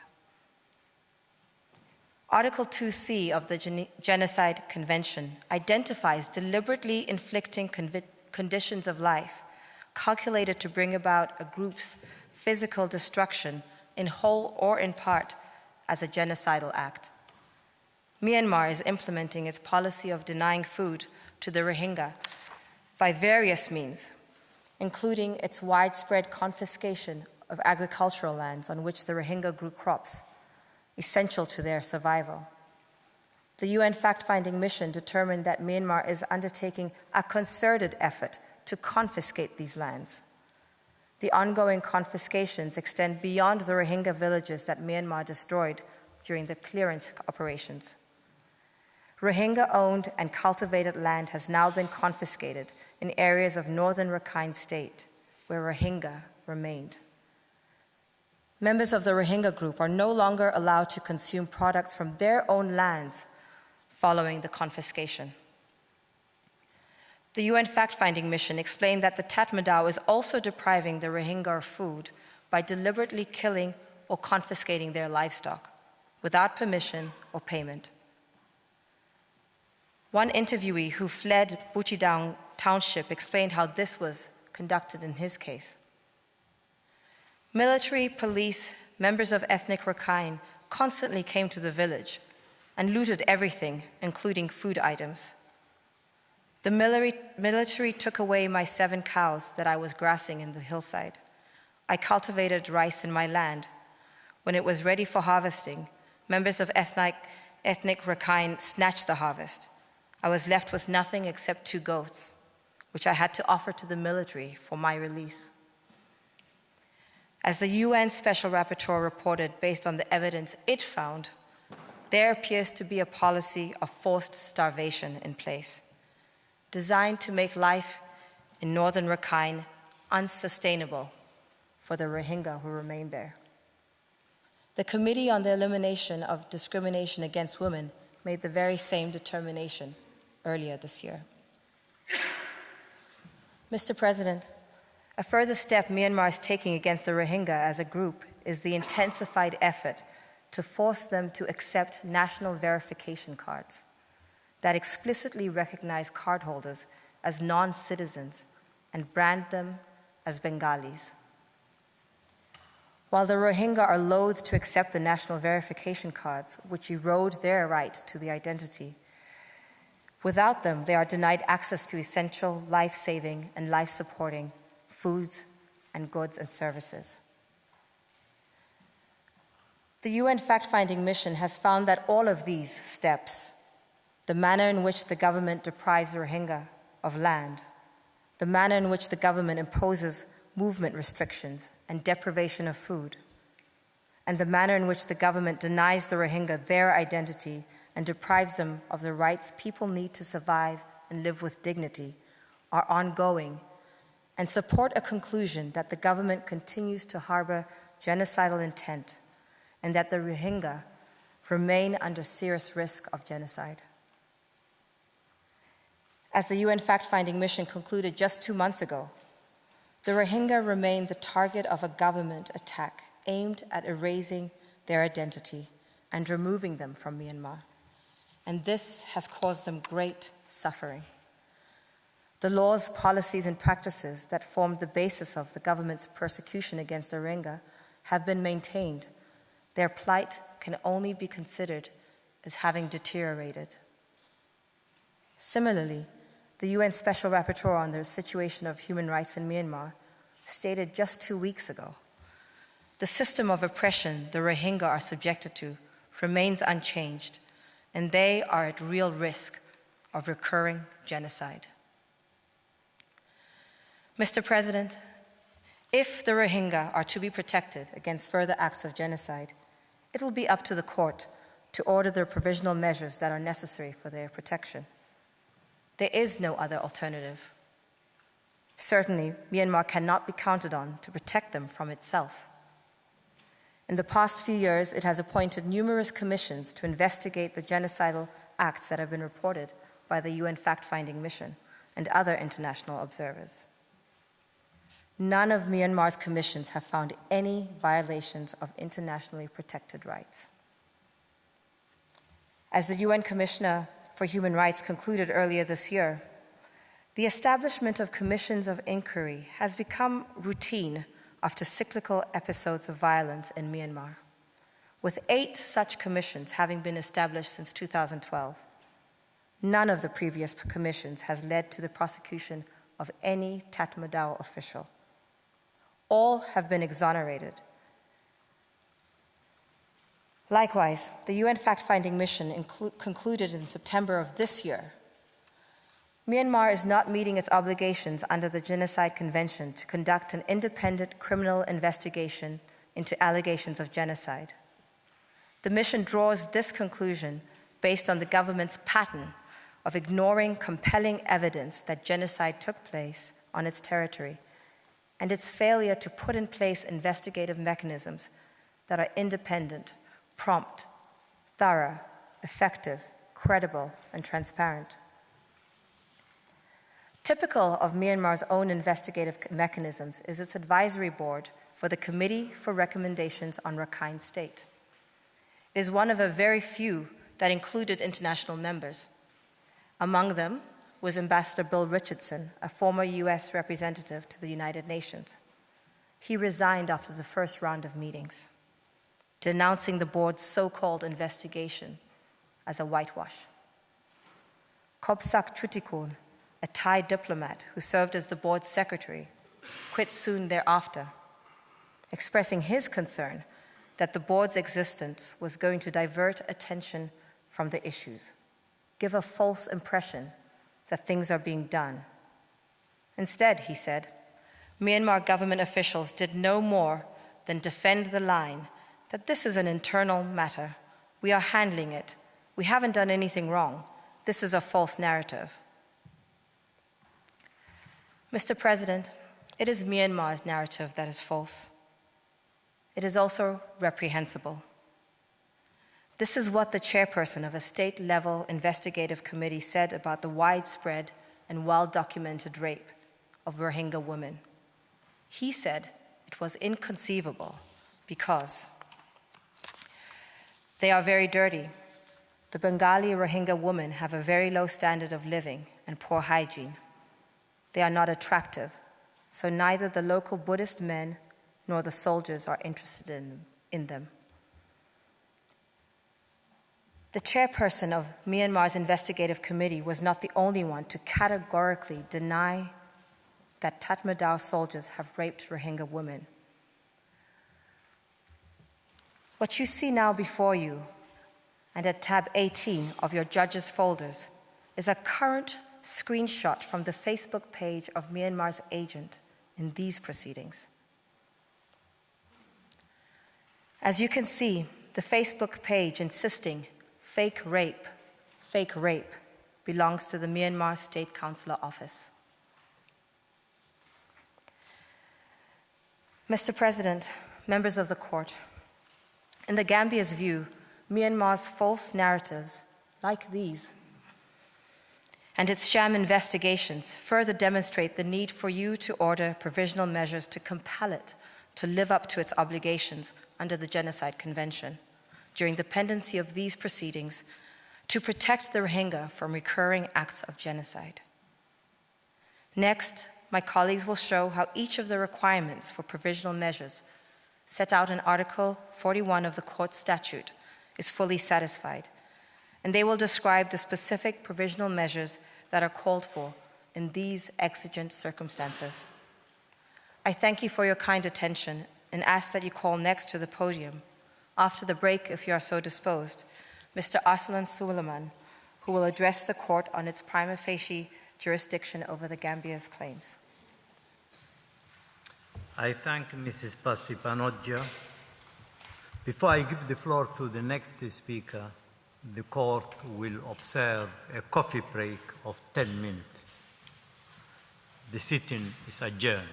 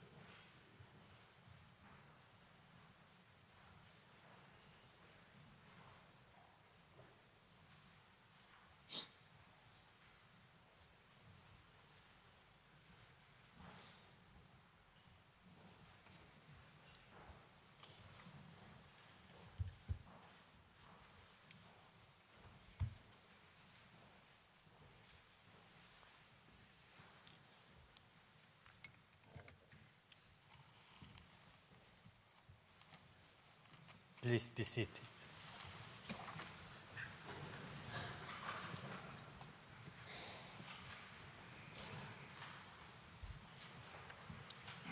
The sitting is resumed. I will now give the floor to Mr. Arsalan Suleiman. You have the floor.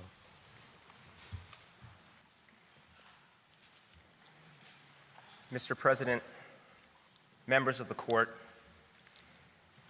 it is an honor to appear before you and to represent the Gambia in these proceedings. Before the break, you heard the terrible details of the genocidal acts perpetrated by Myanmar's military and security forces against the Rohingya group in Myanmar's Rakhine State. Now, and in the remainder of the Gambia's presentation today, you will hear how these circumstances not only require, but compel the indication of provisional measures under Article 41(1) of the Court's statute. The standards that guide the Court in ruling on the Gambia's requested provisional measures are well established. First, the Court must be satisfied that it has prima facie jurisdiction over the dispute. I will address the elements of that requirement. Second, the rights asserted by the Gambia must be at least plausible, and there must be a link between those rights and the measures requested. Professor Pierre Dargent will speak to this.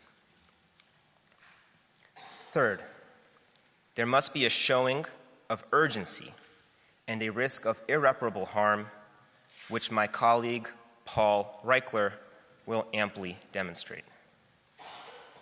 Finally, Professor Philippe Sands will identify the specific provisional measures that are requested and explain why they are required. Now, with the court's permission, I will turn to prima facie jurisdiction.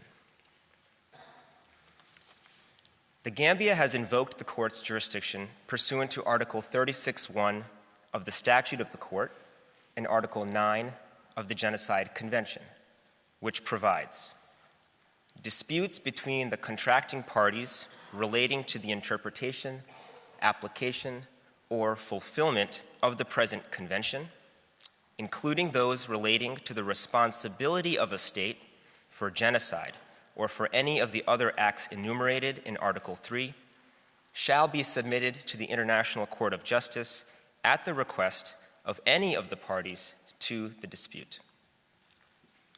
Both the Gambia and Myanmar are parties to the convention.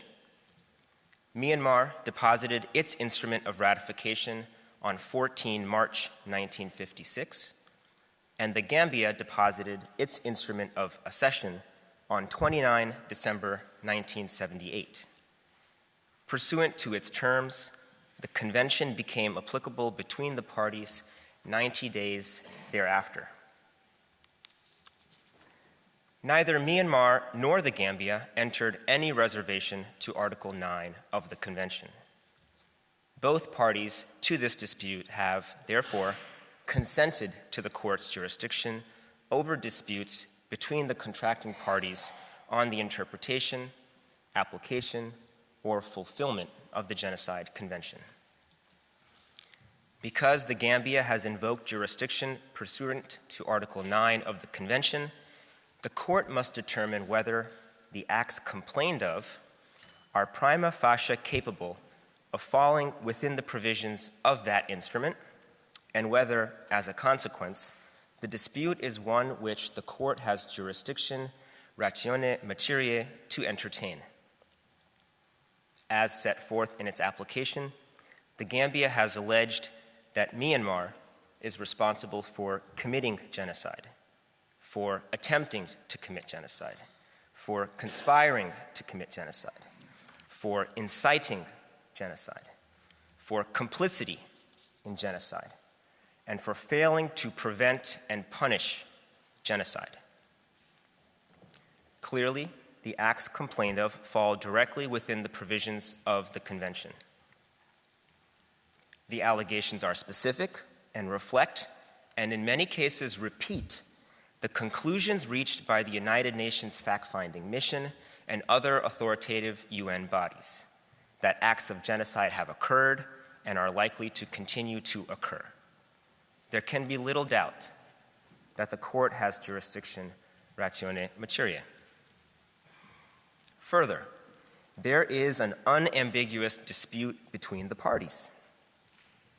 As the court has frequently held, a dispute between states exists where they hold clearly opposite views concerning the question of the performance or non-performance of certain international obligations, and where the claim of one party is positively opposed by the other. The existence of a dispute is a matter for objective determination. If the parties have made explicit reference to the specific treaty in dispute, as the Gambia has in fact done in this case, such an express specification would remove any doubt about one state's understanding of the subject matter in issue and put the other on notice. Mr. President, Myanmar was put on notice of this dispute under the Genocide Convention on several occasions, and it acknowledged receipt of that notice prior to the Gambia's filing of this case. From 5 to 6 May 2018, the member states of the Organization of Islamic Cooperation, OIC, including the Gambia, met at a ministerial level in Dhaka, Bangladesh, where, among other actions, they promulgated the Dhaka Declaration. That declaration expressed concern over the systematic, brutal acts perpetrated by security forces against the Rohingya, which constitute a serious and blatant violation of international law, and sought to address the accountability issue for the violations against the Rohingyas in Myanmar through the formation of an ad hoc ministerial committee to be chaired by the Gambia. In response, Myanmar's Ministry of Foreign Affairs issued a press statement 3 days later to categorically reject the declaration's description of events in Rakhine State as state-backed violence.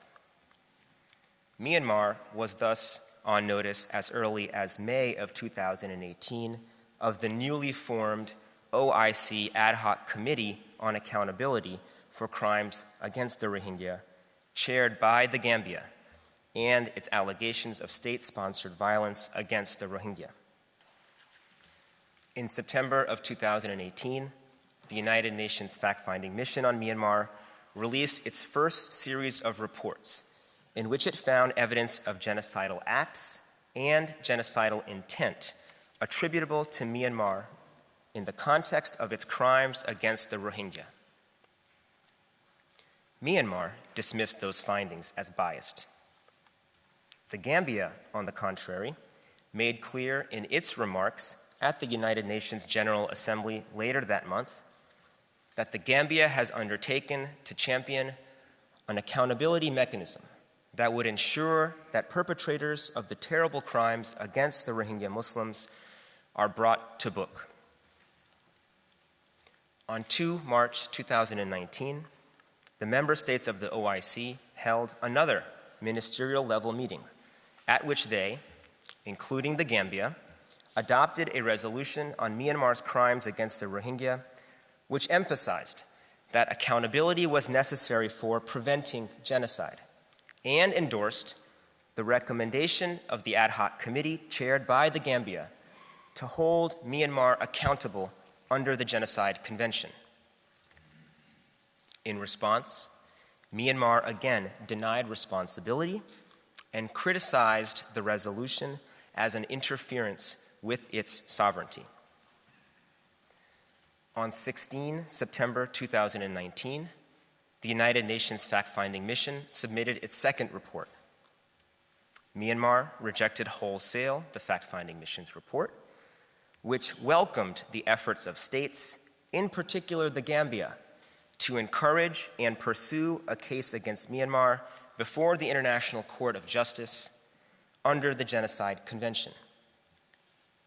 The Gambia, in remarks before the United Nations General Assembly on 26 September 2019, at which Myanmar was present, confirmed that the Gambia is ready to lead the concerted efforts to take the Rohingya issue to the International Court of Justice on behalf of the Organization of Islamic Cooperation, and we will call on all stakeholders to support that process.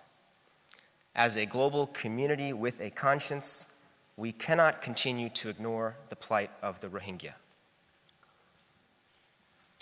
On 11 October 2019, in furtherance of its support of the conclusions of the UN Fact-Finding Mission, the Gambia's permanent mission to the United Nations sent a note verbal to Myanmar's permanent mission, expressing the Gambia's concerns regarding the ongoing genocide against the Rohingya people in violation of Myanmar's obligations under the Genocide Convention.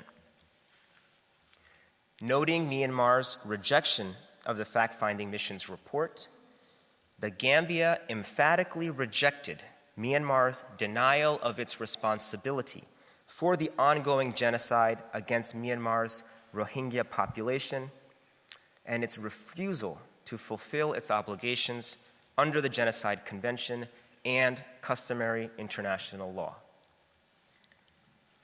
the Gambia concluded its note verbal by declaring,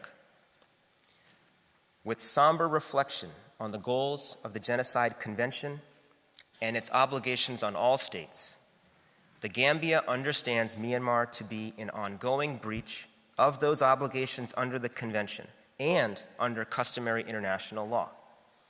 The Gambia insists that Myanmar take all necessary actions to comply with these obligations, including but not limited to its obligations to make reparations to the victims and to provide guarantees and assurances of non-repetition. Myanmar received the Gambia's note verbal on the date it was sent.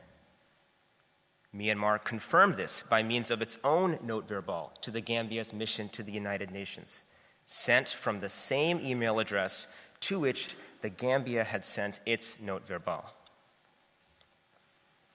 Although the court has previously held that a formal diplomatic protest is not required, here there was one, in addition to direct statements and actions in multilateral settings and additional indicia of Myanmar's awareness of this dispute under the Genocide Convention.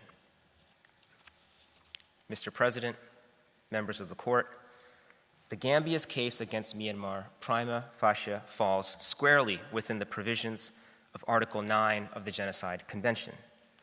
A dispute over Myanmar's failure to fulfill its obligations under the Convention plainly exists, and Myanmar was well aware of this dispute prior to the filing of the application. Mr. President, members of the court, there can be no doubt that the court has prima facie jurisdiction over the Gambia's claims. I thank you and the court for your kind attention and ask that you call Professor Pierre Dargent to the podium. I thank Mr. Soleiman for his statement. J'invite maintenant le professeur Pierre Dargent à prendre la parole. Vous avez la parole. Je vous remercie, Monsieur le Président. Monsieur le Président, Madame la Vice-présidente, Mesdames et Messieurs les juges, c'est un grand honneur pour moi de prendre la parole devant la Cour et de le faire aujourd'hui à l'appui de la noble cause soutenue par la Gambie dans le différend qui l'oppose au Myanmar. Il me revient d'examiner la deuxième condition à laquelle est subordonné l'exercice du pouvoir de la Cour d'indiquer des mesures conservatoires. Cette deuxième condition est relative aux droits revendiqués qui, selon la Gambie, requièrent de manière urgente protection. La jurisprudence de la Cour sur ce point est bien établie et ainsi que vous l'avez encore rappelé le 14 juin dernier, il y a lieu de déterminer si, je cite, « les droits revendiqués dont la protection est sollicitée sont des droits plausibles compte tenu de la base de compétences prima facie de la Cour en l'espèce. Partant, les droits allégués doivent présenter un lien suffisant avec l'objet de l'instance pendante devant la Cour sur le fond de l'affaire. » Fin de citation. Tel est assurément le cas en l'espèce. Après avoir rappelé quelques éléments essentiels relatifs au caractère normatif de la Convention sur le génocide, tel qu'il résulte de votre jurisprudence, j'identifierai plus précisément les différents droits en litige dans la présente procédure judiciaire dont la Gambie sollicite la protection. Leur caractère plausible apparaîtra ainsi clairement. Je montrerai aussi que rien dans l'article 41 du statut ne s'oppose à l'exercice de votre compétence en matière conservatoire lorsque les droits revendiqués sont de la nature de ceux de la Convention. Monsieur le Président, dans l'avis consultatif de 1951, la Cour se pencha sur ce qu'elle appela, je cite, « les traits particuliers que présente la Convention sur le génocide ». Et la Cour souligna, je cite, « l'intention des Nations Unies de condamner et de réprimer le génocide comme un crime de droit des gens impliquant le refus du droit à l'existence de groupes humains entiers. » Fin de citation. Ce droit, le droit à l'existence du groupe humain des Rohingyas, est un droit dont le Myanmar doit le respect, à tout le moins à tous les États partis à la Convention sur le génocide, y compris la Gambie. En saisissant la Cour, la Gambie cherche à protéger le droit à l'existence du groupe des Rohingyas, ni plus, ni moins. La nature des droits consacrés par la Convention est intimement liée à ses fins, et se penchant sur celle-ci, la Cour souligna dans un passage demeuré célèbre, je cite, « Dans une telle convention, les États contractants n'ont pas d'intérêt propre. Ils ont seulement, tous et chacun, un intérêt commun, celui de préserver les fins supérieures qui sont la raison d'être de la Convention. Il en résulte que l'on ne saurait, pour une convention de ce type, parler d'avantages ou de désavantages individuels des États, non plus que d'un exact équilibre contractuel à maintenir entre les droits et les charges. » Fin de citation. Depuis lors, la Cour a souligné que les traits particuliers de la Convention indiquaient clairement que les droits et obligations qu'elle consacre sont des droits et obligations erga omnes.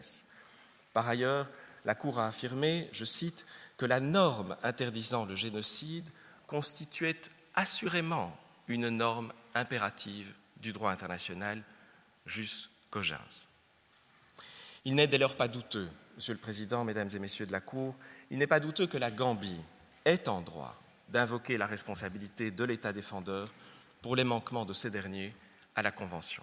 En effet, au sujet de la Convention contre la torture, vous n'avez pas manqué de souligner que puisque les obligations en cause étaient erga omnes partes, tout État parti à cette Convention pouvait, je cite, invoquer la responsabilité d'un autre État parti dans le but de faire constater le manquement allégué de celui-ci à ses obligations.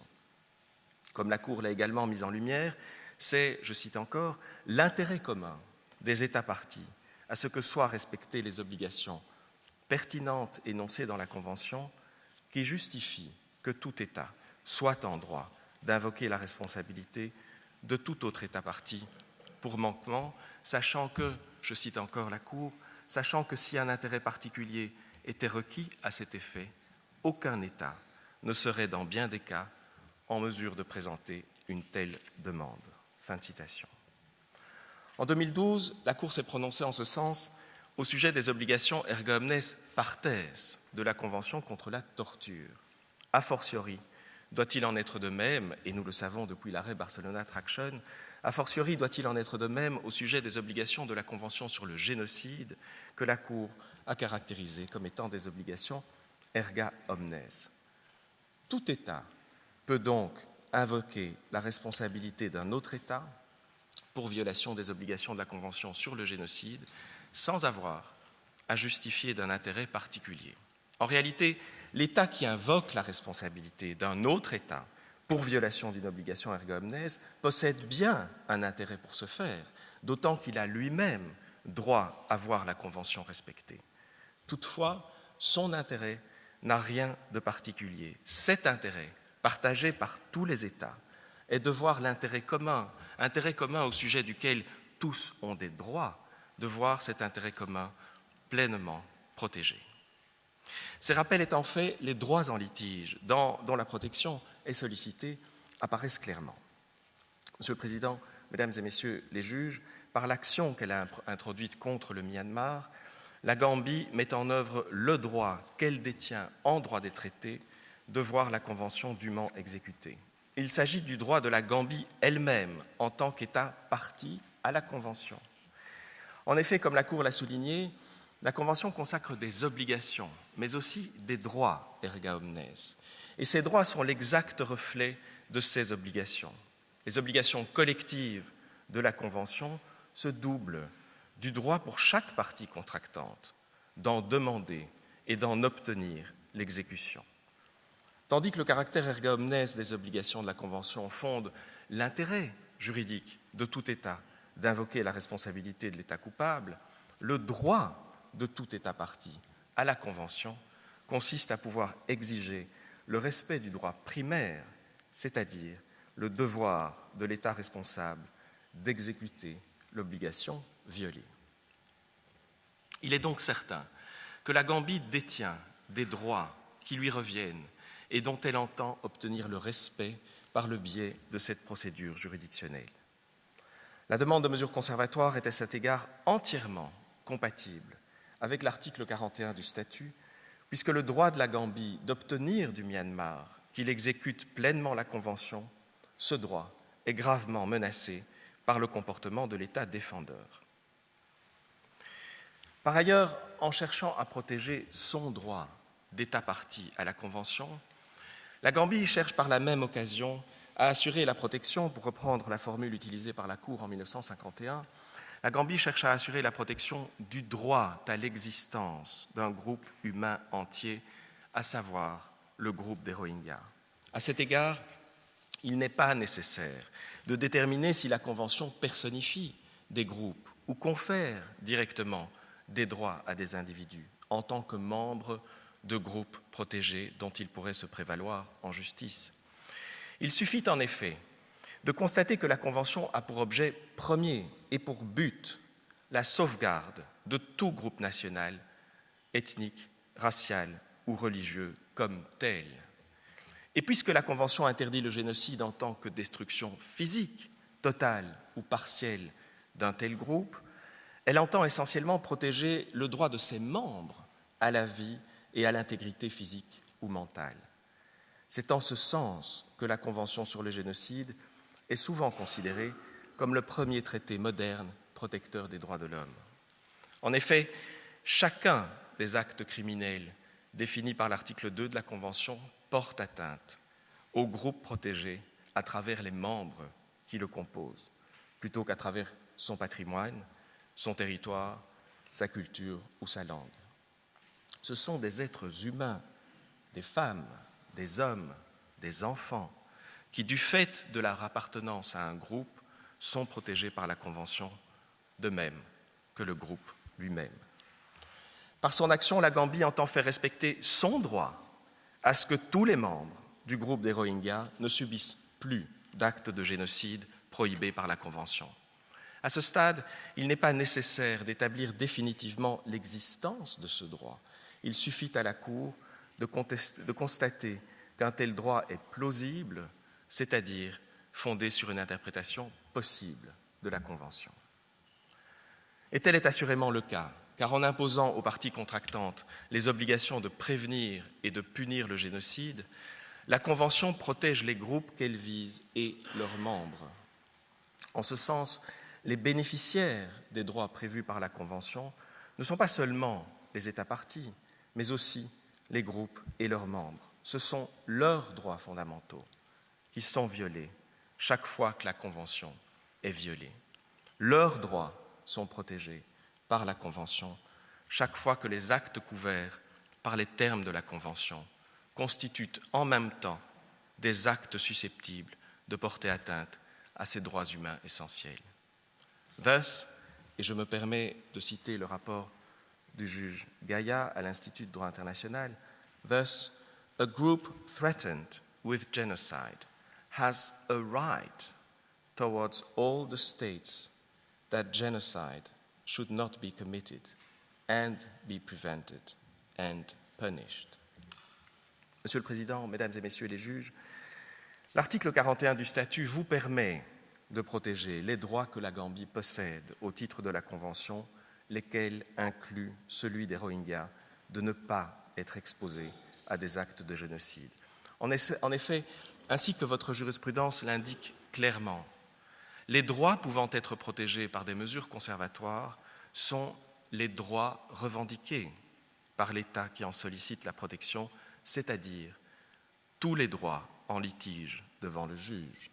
Comme la Cour permanente l'avait déjà souligné, il s'agit, je cite, de sauvegarder les droits objets du différend dont la Cour est saisie en attendant le jugement sur le fond. Et c'est en ce sens qu'à propos des mesures conservatoires sollicitées par la Bosnie-Herzégovine, la Cour a rappelé que les droits protégés, je cite, pourraient en définitive constituer la base d'un arrêt sur le fond. L'article 41 permet donc à la Gambie de solliciter la protection de tous les droits en litige au titre de la Convention. Toute autre conclusion, toute autre conception reviendrait d'ailleurs à limiter de manière absurde la compétence incidente de la Cour en matière conservatoire, là où elle est pourtant le plus nécessaire. Enfin, les mesures sollicitées par la Gambie tendent manifestement à protéger ses droits. Elles présentent donc un lien avec les droits dont la protection est sollicitée, ainsi que le professeur Sands le rappellera en fin d'audience. Monsieur le Président, Mesdames et Messieurs les juges, je vous remercie de votre bienveillante attention. Puis-je vous demander, Monsieur le Président, de bien vouloir inviter Maître Paul Reichler au lutrin afin qu'il aborde les 2 dernières conditions pour l'indication de mesures conservatoires, le risque de préjudice irréparable aux droits revendiqués et l'urgence. Je remercie le professeur Pierre Dargent et je donne la parole à présent à M. Paul Reichler. Vous avez la parole.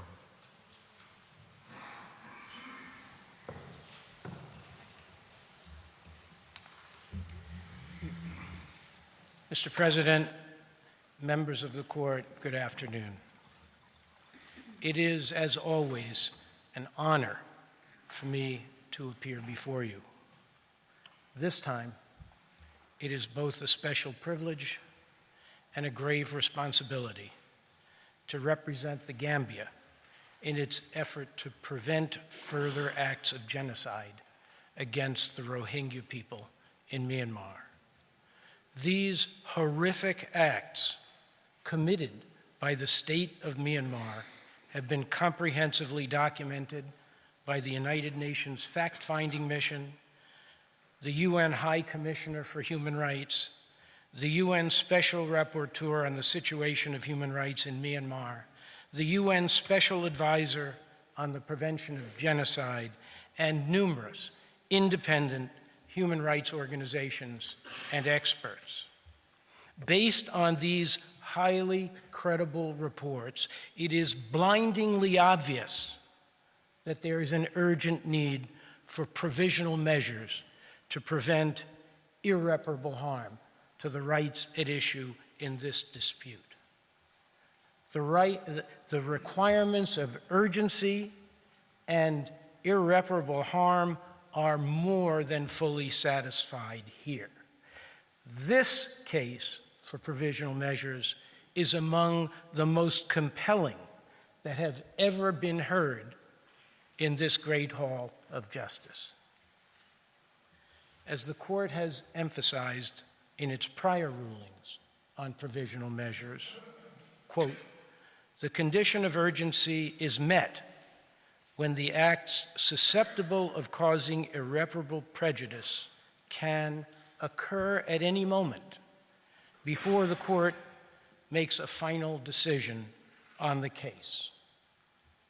That is precisely the situation here. It is exactly what the UN fact-finding mission concluded in its report of 16 September 2019, which you will find at tab 2, page 3 of your judge's folders. The mission concludes, based on its findings, that grave violations against the Rohingya continue, and that there is a real and significant danger of the situation deteriorating further. The mission also has reasonable grounds to conclude that the evidence that infers genocidal intent on the part of the state against the Rohingya, identified in its last report, has strengthened that there is a serious risk that genocidal actions may occur or recur, and that Myanmar is failing in its obligation to prevent genocide, to investigate genocide, and to enact effective legislation criminalizing and punishing genocide. These conclusions, as you have heard, are based on thorough and meticulous investigations carried out over a 2-year period and resulting in voluminous reports totaling over 700 pages. Even more recently, on 26 November 2019, the United Nations Special Rapporteur on the human rights situation in Myanmar wrote, as you can see at tab 14, the Rohingya still living in Rakhine State continue to be denied their most basic rights and are confined to either closely guarded internment camps or remote villages. The system of oppression remains unchanged, and they are at real risk of recurring genocide. Mr. President, the evidence that is now before you is several orders of magnitude greater and even more compelling than the evidence submitted by Bosnia in 1993, which the court found sufficient to determine that, quote, there is a grave risk of acts of genocide being committed. On that basis, the court indicated provisional measures to ensure that the parties, quote, do all in their power to prevent the commission of any such acts in the future.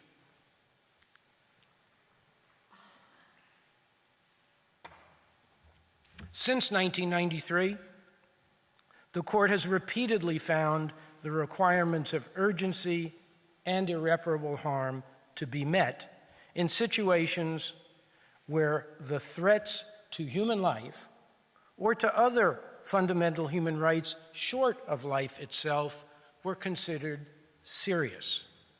In Democratic Republic of Congo v. Uganda, the court ordered provisional measures based on its finding, quote, that persons, assets, and resources present on the territory of the Congo, particularly in the area of conflict, remain extremely vulnerable, and that there is a serious risk that the rights at issue in the case may suffer irreparable prejudice.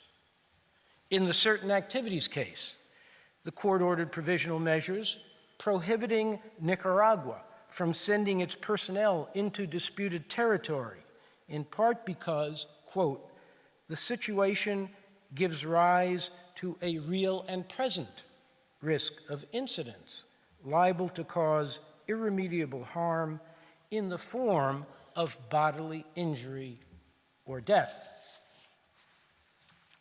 In Ukraine v. Russia, the court ordered provisional measures on the ground that, quote, Crimean Tatars and ethnic Ukrainians in Crimea appear to remain vulnerable because, quote, certain rights in question in these proceedings, in particular, political, civil, economic, social, and cultural rights, are of such a nature that prejudice to them is capable of causing irreparable harm.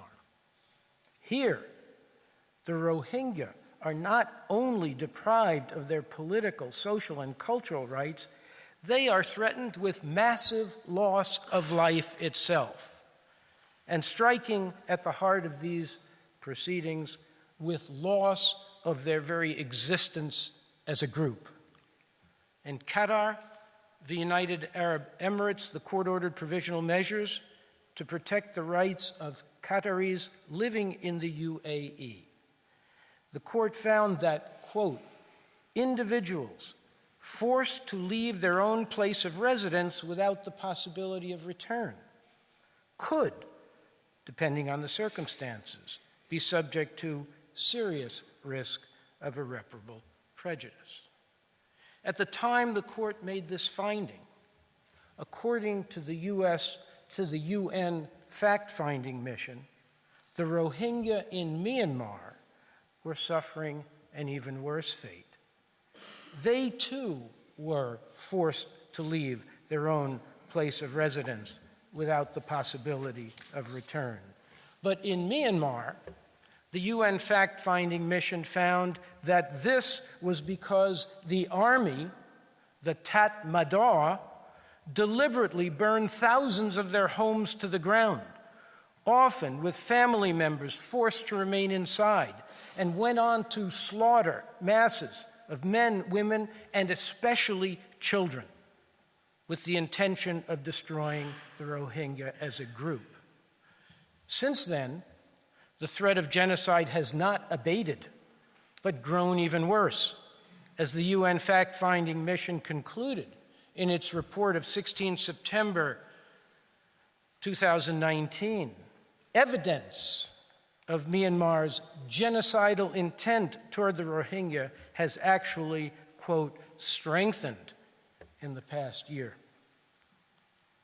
In the case of Qataris living in the UAE, the court was of the view that, quote, a prejudice can be considered as irreparable when individuals are subject to temporary or potentially ongoing separation from their families and suffer from psychological distress, when students are prevented from taking their exams due to enforced absence, or when the persons concerned are impeded from being able to physically appear in any proceedings or to challenge any measure they find discriminatory.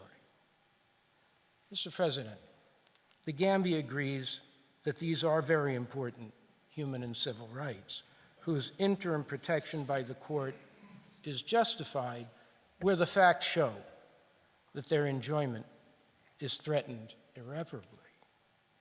If that is so, then how much greater is the justification for provisional measures here?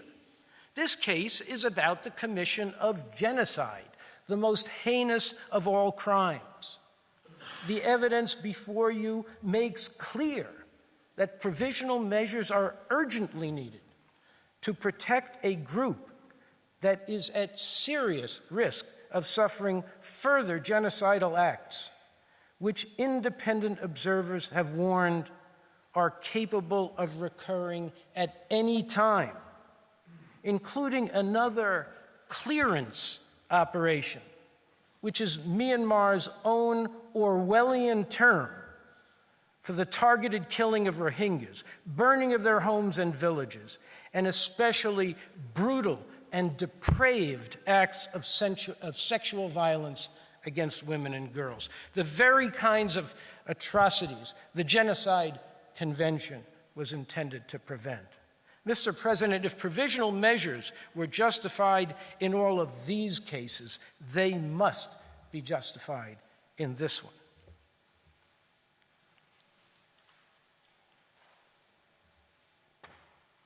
More recently, in the alleged violations of the Treaty of Amity case, the court, using language that is especially pertinent here, found that, quote, a prejudice can be considered as irreparable when the persons concerned are exposed to danger to health and life. The court ordered provisional measures, notwithstanding the assurances given by the United States that it would use its best endeavors to ensure that humanitarian or safety of flight-related concerns receive full and expedited consideration. The court explained, quote, while appreciating these assurances, the court considers nonetheless that insofar as they are limited to an expression of best endeavors and to cooperation between departments and other decision-making agencies, the said assurances are not adequate to address fully the humanitarian and safety concerns raised by the applicant. Therefore, the court is of the view that there remains a risk that the measures adopted by the United States may entail irreparable consequences. Without question, if humanitarian and safety concerns merited provisional measures to protect the people of Iran against an economic and commercial embargo, they are absolutely indispensable here, where the Rohingya face every single day the risk that they and their children will be killed or raped en masse pursuant to what independent expert investigators have found to be Myanmar's ongoing and strengthened genocidal intent. In the case between Iran and the United States, the court found that the assurances of the respondent state could not serve as a substitute for provisional measures. Even less can they substitute for provisional measures in this case. Myanmar, from its highest official levels, has been giving empty assurances to the United Nations repeatedly, since even before the first clearance operation in 2016, and it continues to do so. It backs them up with phony investigations, finding no wrongdoing whatsoever. A complete whitewash, in the words of a former United States ambassador. A total lack of accountability, according to the UN fact-finding mission. The UN Special Rapporteur on the human rights situation in Myanmar recently explained why Myanmar's assurances cannot be relied upon in a document you will find at tab 14. Those responsible for these violations enjoy impunity, which perpetuates the devastating cycle of abuse. This is because the emboldened military leadership retains a firm grip on politics and the economy, while the government has so far proved unwilling or unable to make any significant move against them. Under present conditions, the Special Rapporteur concluded Myanmar is simply, quote, incapable of delivering accountability. Incapable of delivering accountability. The Special Rapporteur ended with a warning that the military, backed by Aung San Suu Kyi, has responded with defiance and with the immediate threat of further atrocities present, more must urgently be done to prevent further tragedy. Mr. President, as if to prove the Special Rapporteur's point, soon after the Gambia's application was filed with the court, billboards were posted across Myanmar like this one, which you will find at tab 20. The three smiling Tatmadaw generals behind the agent are Myanmar's Minister of Border Affairs, Minister of Defense, and Minister of Home Affairs. This shows, in fact, it can only have been intended to show that they are all in it together, and that Myanmar has absolutely no intention of holding its emboldened military leadership accountable. Mr. President, in these circumstances, for the court not to order provisional measures would be to completely ignore the imminent risk of death and destruction that the Rohingya face today and every day during the pendency of these proceedings. And it would be a complete break with the long and distinguished line of jurisprudence that the court itself has firmly established and very recently confirmed.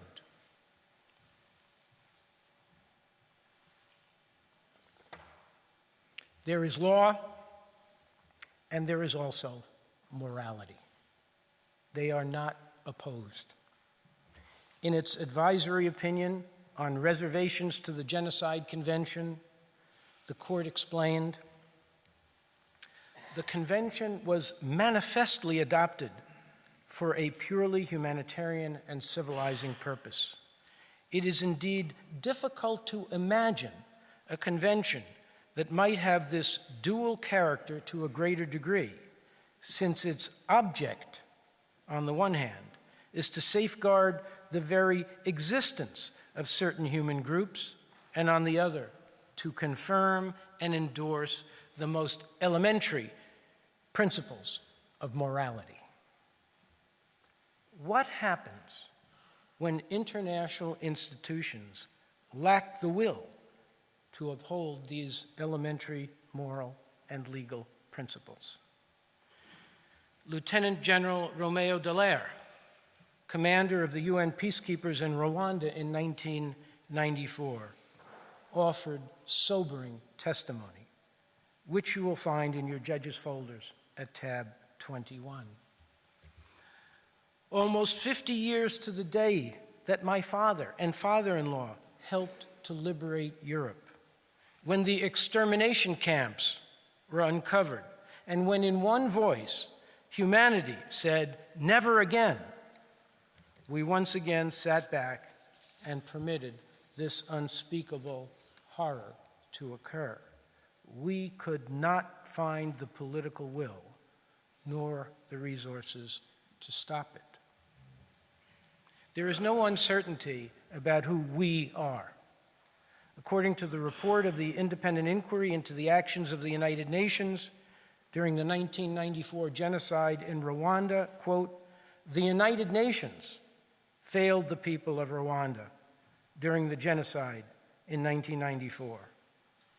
It is a failure for which the United Nations as an organization, but also its member states, should have apologized more clearly, more frankly, and much earlier." Mr. President, members of the court, apologies are not enough. They always come too late, when there is already something to apologize for. The failure to act and the resulting catastrophe that might have been prevented. And as history has shown, when the international community fails to act, it only invites further catastrophes. In Lieutenant General Dallaire's distressingly prophetic words, quote, "The genocide in Rwanda was a failure of humanity that could easily happen again." Mr. President, tragically, it has happened again in Myanmar, and still, the world has not yet found the will or the means to stop it. So say the independent fact-finding reports of highly credible investigators acting under the mandate of the United Nations. So say the most respected international experts on genocide, including those of the United States Holocaust Memorial Museum, who have written, "Shocking in scale, the mass atrocities against the Rohingya were predictable and preventable.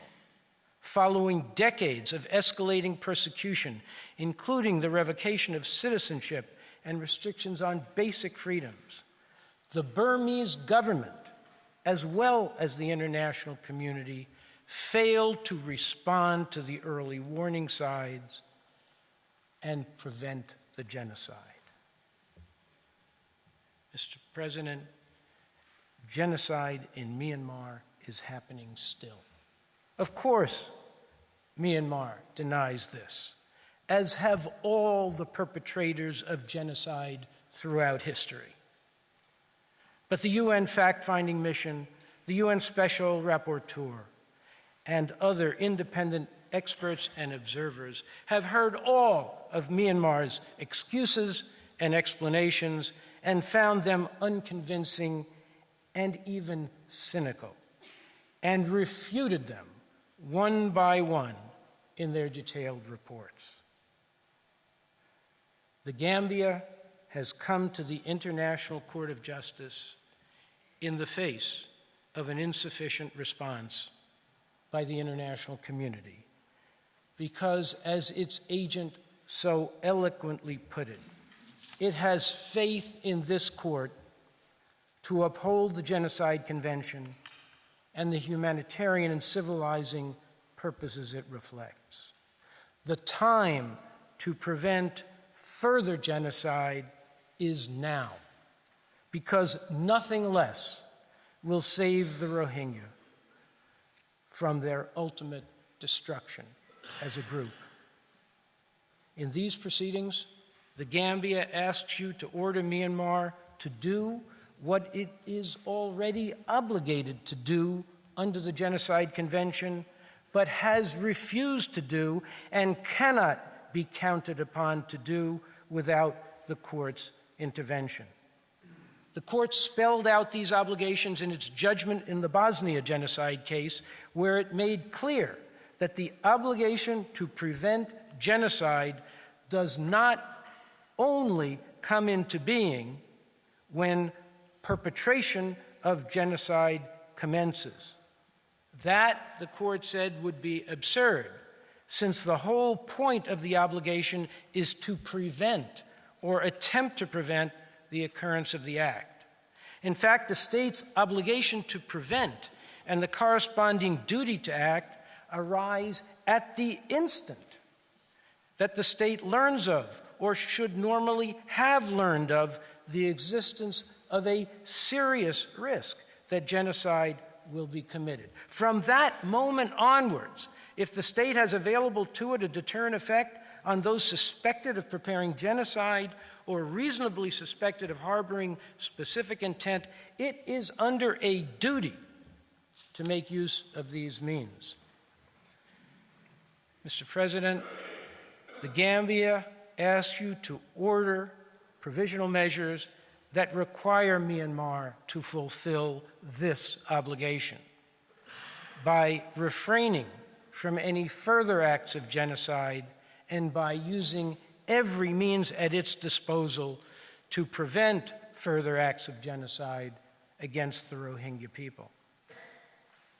In 2 words, Mr. President, the Gambia asks you to say to Myanmar, never again, and to say it in the clearest of terms and with all the legal and moral force that this highest of all international judicial authorities commands. The UN fact-finding mission, at the conclusion of its report of 16 September 2019, made a series of recommendations to the United Nations and the international community on actions that must be taken to prevent further genocidal acts against the Rohingya people. Among them is this one, at tab 2, page 22. Encourage and support states party to the Genocide Convention to bring a case to the International Court of Justice against Myanmar for breaches of its obligations under the Genocide Convention. The Gambia has heeded that call. On its own behalf, as a state party to the Genocide Convention, on behalf of the 57 member states of the Organization for Islamic Cooperation, which have fully endorsed and encouraged this case, and most especially on behalf of the Rohingya people, whose hopes for survival as a group in Myanmar now rest with you. On behalf of all, Mr. President, the Gambia calls on this honorable court, humbly and respectfully, to indicate the particular provisional measures that are urgently required in these exigent circumstances, and that my distinguished colleague, Professor Sands, will describe for you. Mr. President, members of the court, this concludes my presentation. I thank you, as always, for your kind courtesy and patient attention, and I ask that you call Professor Sands to the podium. I thank Mr. Reifler for his statement. I now invite Professor Sands to take the floor. You have the floor.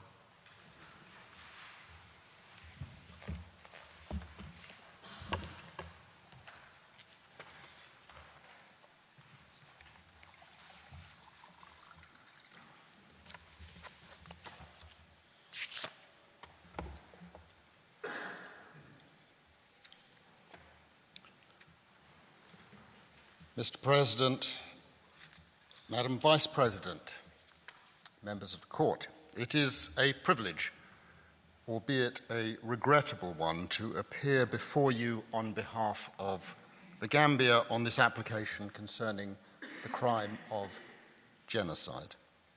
My colleagues have addressed the evidentiary and legal prerequisites for the order on provisional measures that we seek, and my submissions now turn to the specific provisional measures we request and why they are needed. This court is the ultimate guardian of the Genocide Convention, and it is on you that the eyes of the world are turned today at this preliminary stage of the proceedings.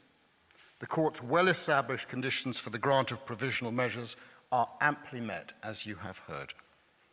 This application is brought to protect hundreds of thousands of people from a multitude of acts that are genocidal. Back in 1948, the drafters of the convention well knew the consequences of a failure to prevent acts of genocide. They created a system to allow steps to be taken to respond to a future genocide.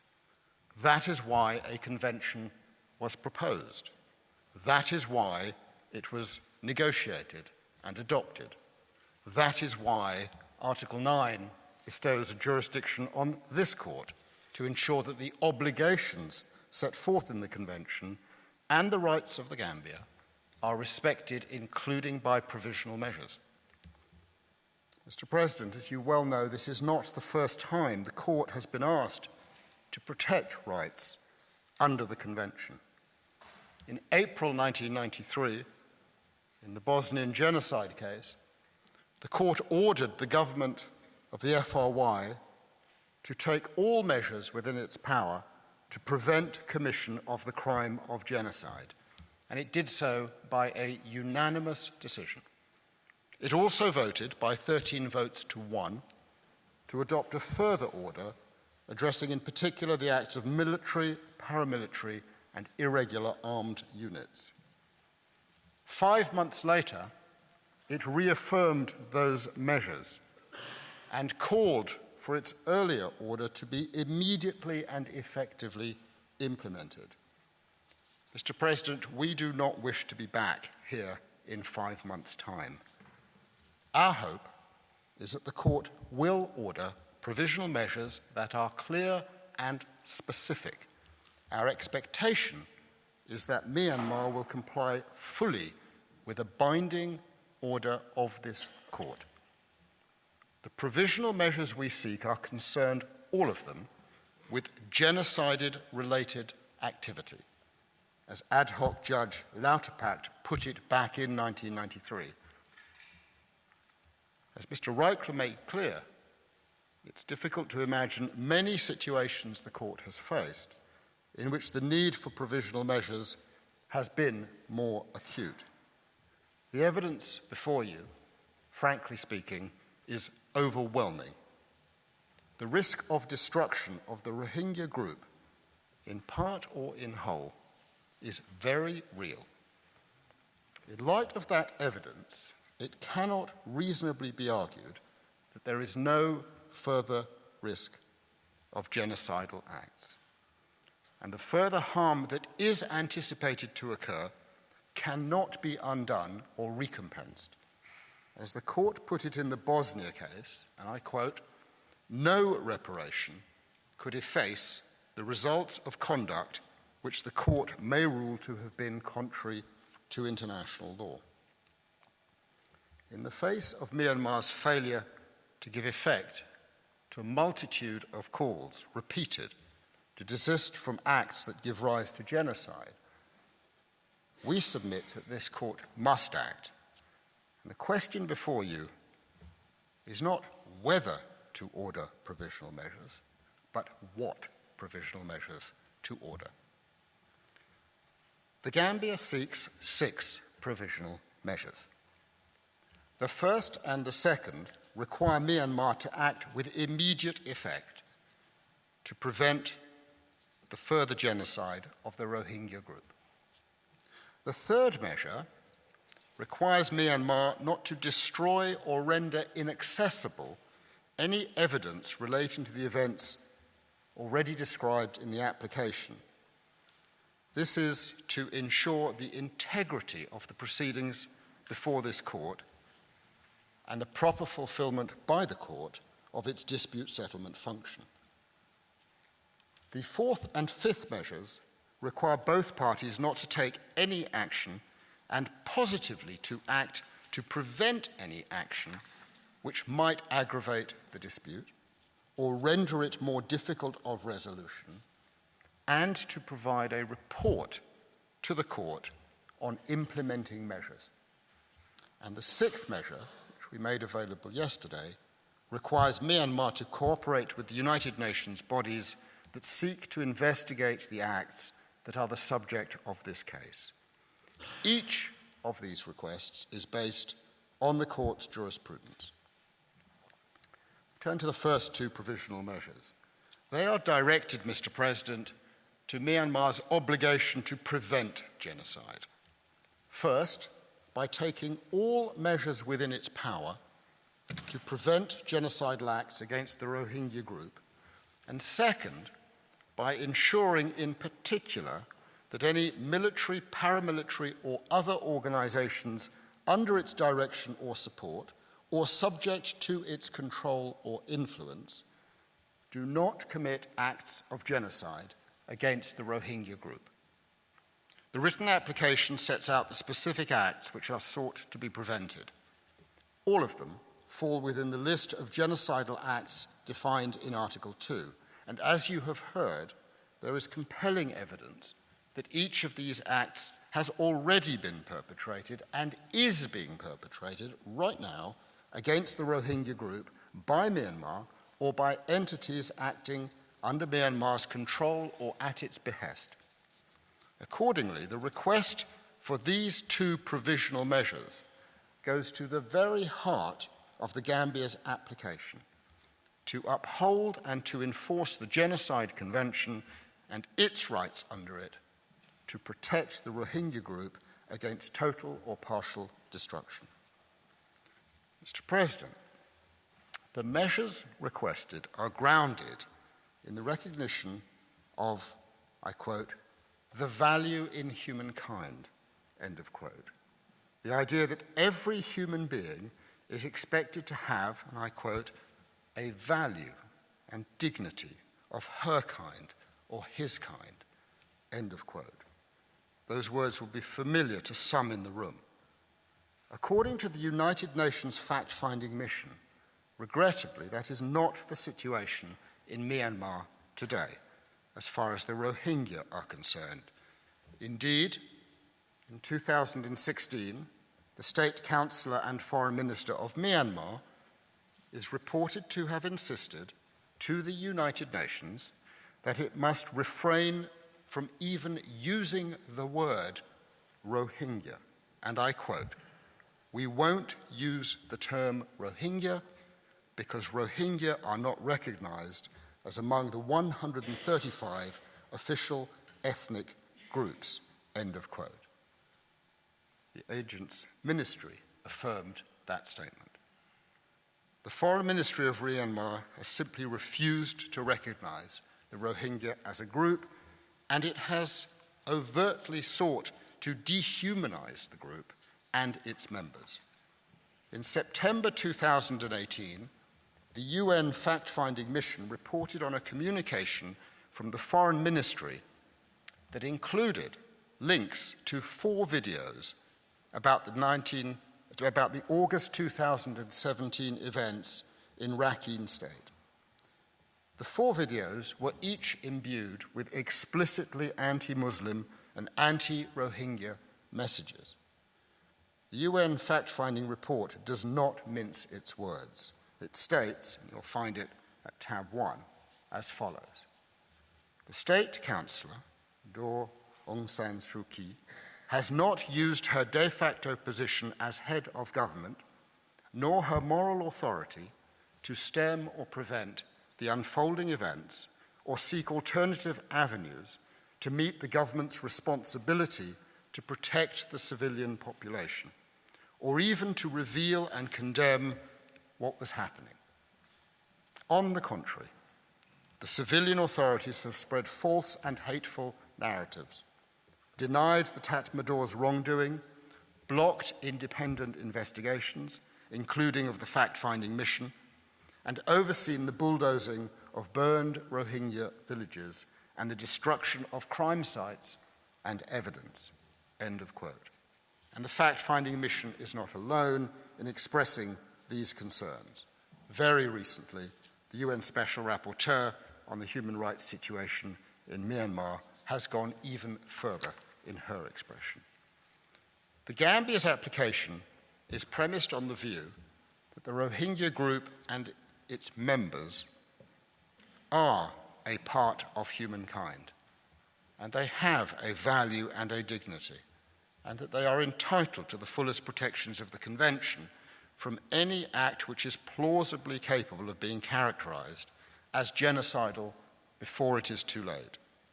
Given the evidence before the court as to what has already occurred, and given the length of time these proceedings are likely to take, the need for protective measures to assure the survival of the Rohingya as a group in Myanmar and the Gambia's rights as a state party to the Convention is pressing and urgent. The primary obligation arising under Article 1 of the Convention and the rights it creates is the duty on state parties to prevent genocide. That duty seeks to give effect to the words of Raphael Lemkin, whose book Axis Rule in Europe, published in the autumn of 1944, first coined the word. You will have it at tab 23, and this is from that first edition. Genocide does not necessarily mean the immediate destruction of a nation, he wrote.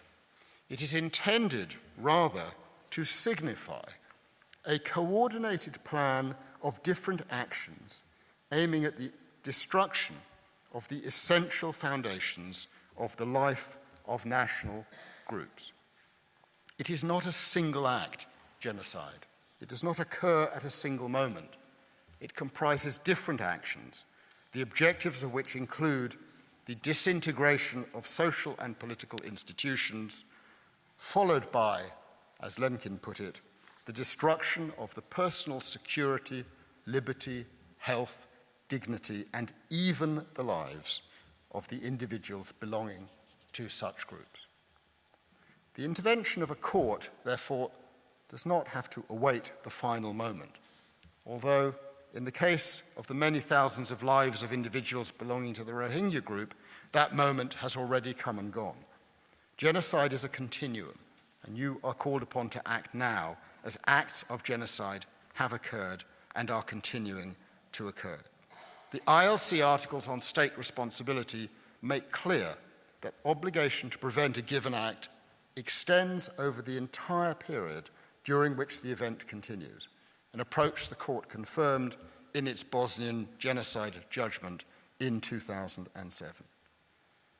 The order for provisional measures we seek would require Myanmar to respect and comply with its Article 1 obligation. It is the only means to ensure that the rights of the Gambia and of the Rohingya group are further safeguarded under international law. It is the only means to ensure that the ability of this court to resolve the dispute is not compromised by further acts of Myanmar, rendering the partial or total destruction of the Rohingya group in Myanmar a fait accompli.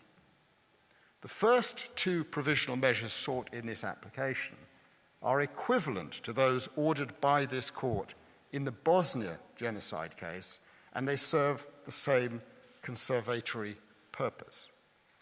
Here, as then, an order on provisional measures does not anticipate or prejudice the final judgment, and it is in conformity with the nature of interim measures because they are the only means to preserve the substance of the rights pendente lite. Furthermore, just as in that and other cases in which the court has considered provisional measures, irreparable damage is at risk here. You will recall, to achieve its protective function, and having regard to the experience in the Bosnia case, and in particular, and I emphasize this, the fact that the killing of 8,000 men in Srebrenica occurred 2 years after the court ordered provisional measures. The Gambia submits that something more is needed here, that the court's order should and must identify on a non-exhaustive basis particular acts of genocide, which the evidence shows have already been committed and which must not recur.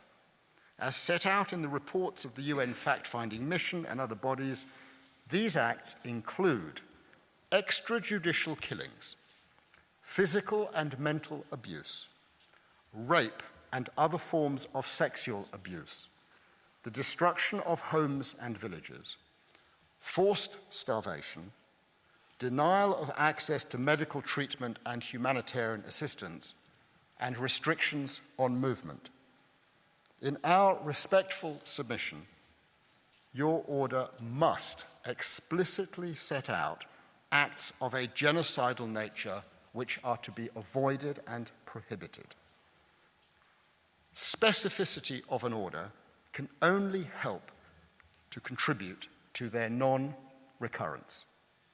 In the present appalling circumstances, the court's order, should we submit, indicate provisional measures of as great a specificity as possible. Only in this way can we hope that the rights of the Gambia and the safety of the Rohingya group be fully protected. Mr. President, I turn briefly to the third, fourth, fifth, and sixth provisional measures. The Gambia also seeks what might be called procedural provisional measures, with the aim overall of protecting the integrity of the proceedings before this court. The measures requested have several objectives. In particular, they will first contribute to the preservation and accessibility of evidence on the merits of the dispute. Second, prevent any aggravation or extension of the dispute between the Gambia and Myanmar. And third, assure the implementation of the foregoing provisional measures by providing for reporting on them within 4 months of their issue. To these measures, the Gambia has added a sixth provisional measure. This is necessitated by Myanmar's persistent refusal to cooperate at all with the United Nations fact-finding mission or any other independent fact-finding mission, including the UN Special Rapporteur. In particular, Myanmar has refused all such missions access to Rakhine State, to the scenes of the Tatmadaw clearance operations, or to the places where genocidal acts against the Rohingya are reported to have been committed. This deliberate effort to prevent access to evidence of genocide, which is documented in the UN fact-finding mission's reports, must not be allowed to continue during the pendency of these proceedings, because, we say, it constitutes an obstruction of the fair administration of justice, which it is the court's responsibility to ensure. And so, accordingly, as a sixth provisional measure, we request that Myanmar be ordered to grant access to and cooperate with all UN fact-finding bodies that are engaged in investigating alleged genocidal acts against the Rohingya, including the conditions to which the Rohingya are subjected. These provisional measures, the third through the sixth, are necessary to ensure that the court is properly equipped in due course to adjudge the merits of the underlying claim, including the facts, and to ensure that the dispute can be considered fairly and comprehensively by reference to all relevant material. The order is necessary where there is an evidential imbalance between the parties, since the acts complained of occur on the territory of Myanmar, which has the primary control of all the first-hand evidence. In such a case, where access to various areas has been prevented, the court, we submit, has a responsibility to ensure the fair disposal of the claim. Moreover, the indication sought will also assist in protecting against non-compliance or inadequate compliance, as so regrettably happened in the Bosnian genocide case.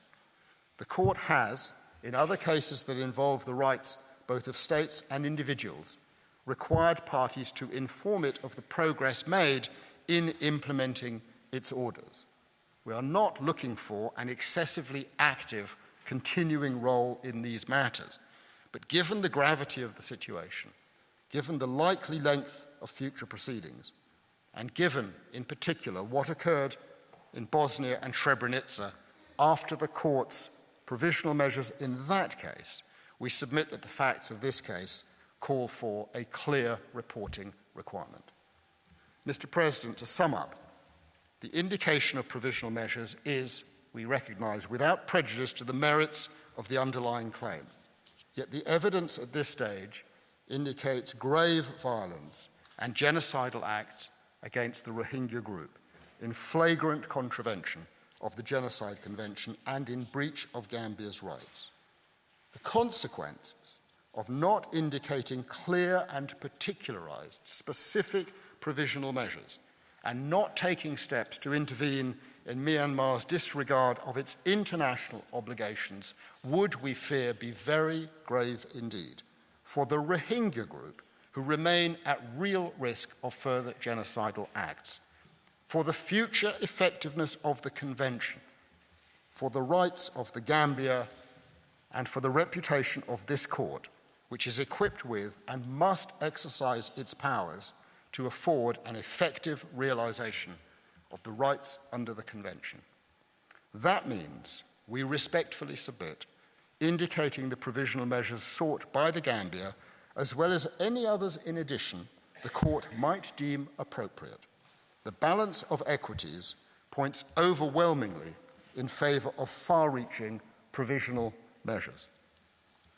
Mr. President, Madam Vice President, members of the Court, many in the Great Hall today, which happens to be International Human Rights Day, will have read a fine book with the title, If This Is a Man, by the Italian writer Primo Levi.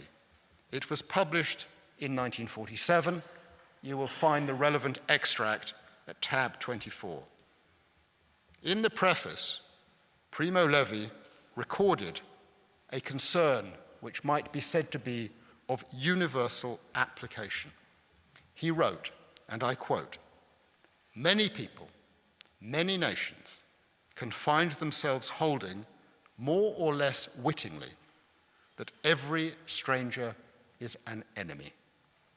When this happens," Primo Levi continued, and I quote, "when the unspoken dogma becomes the major premise in a syllogism, then, at the end of the chain, there is the lager."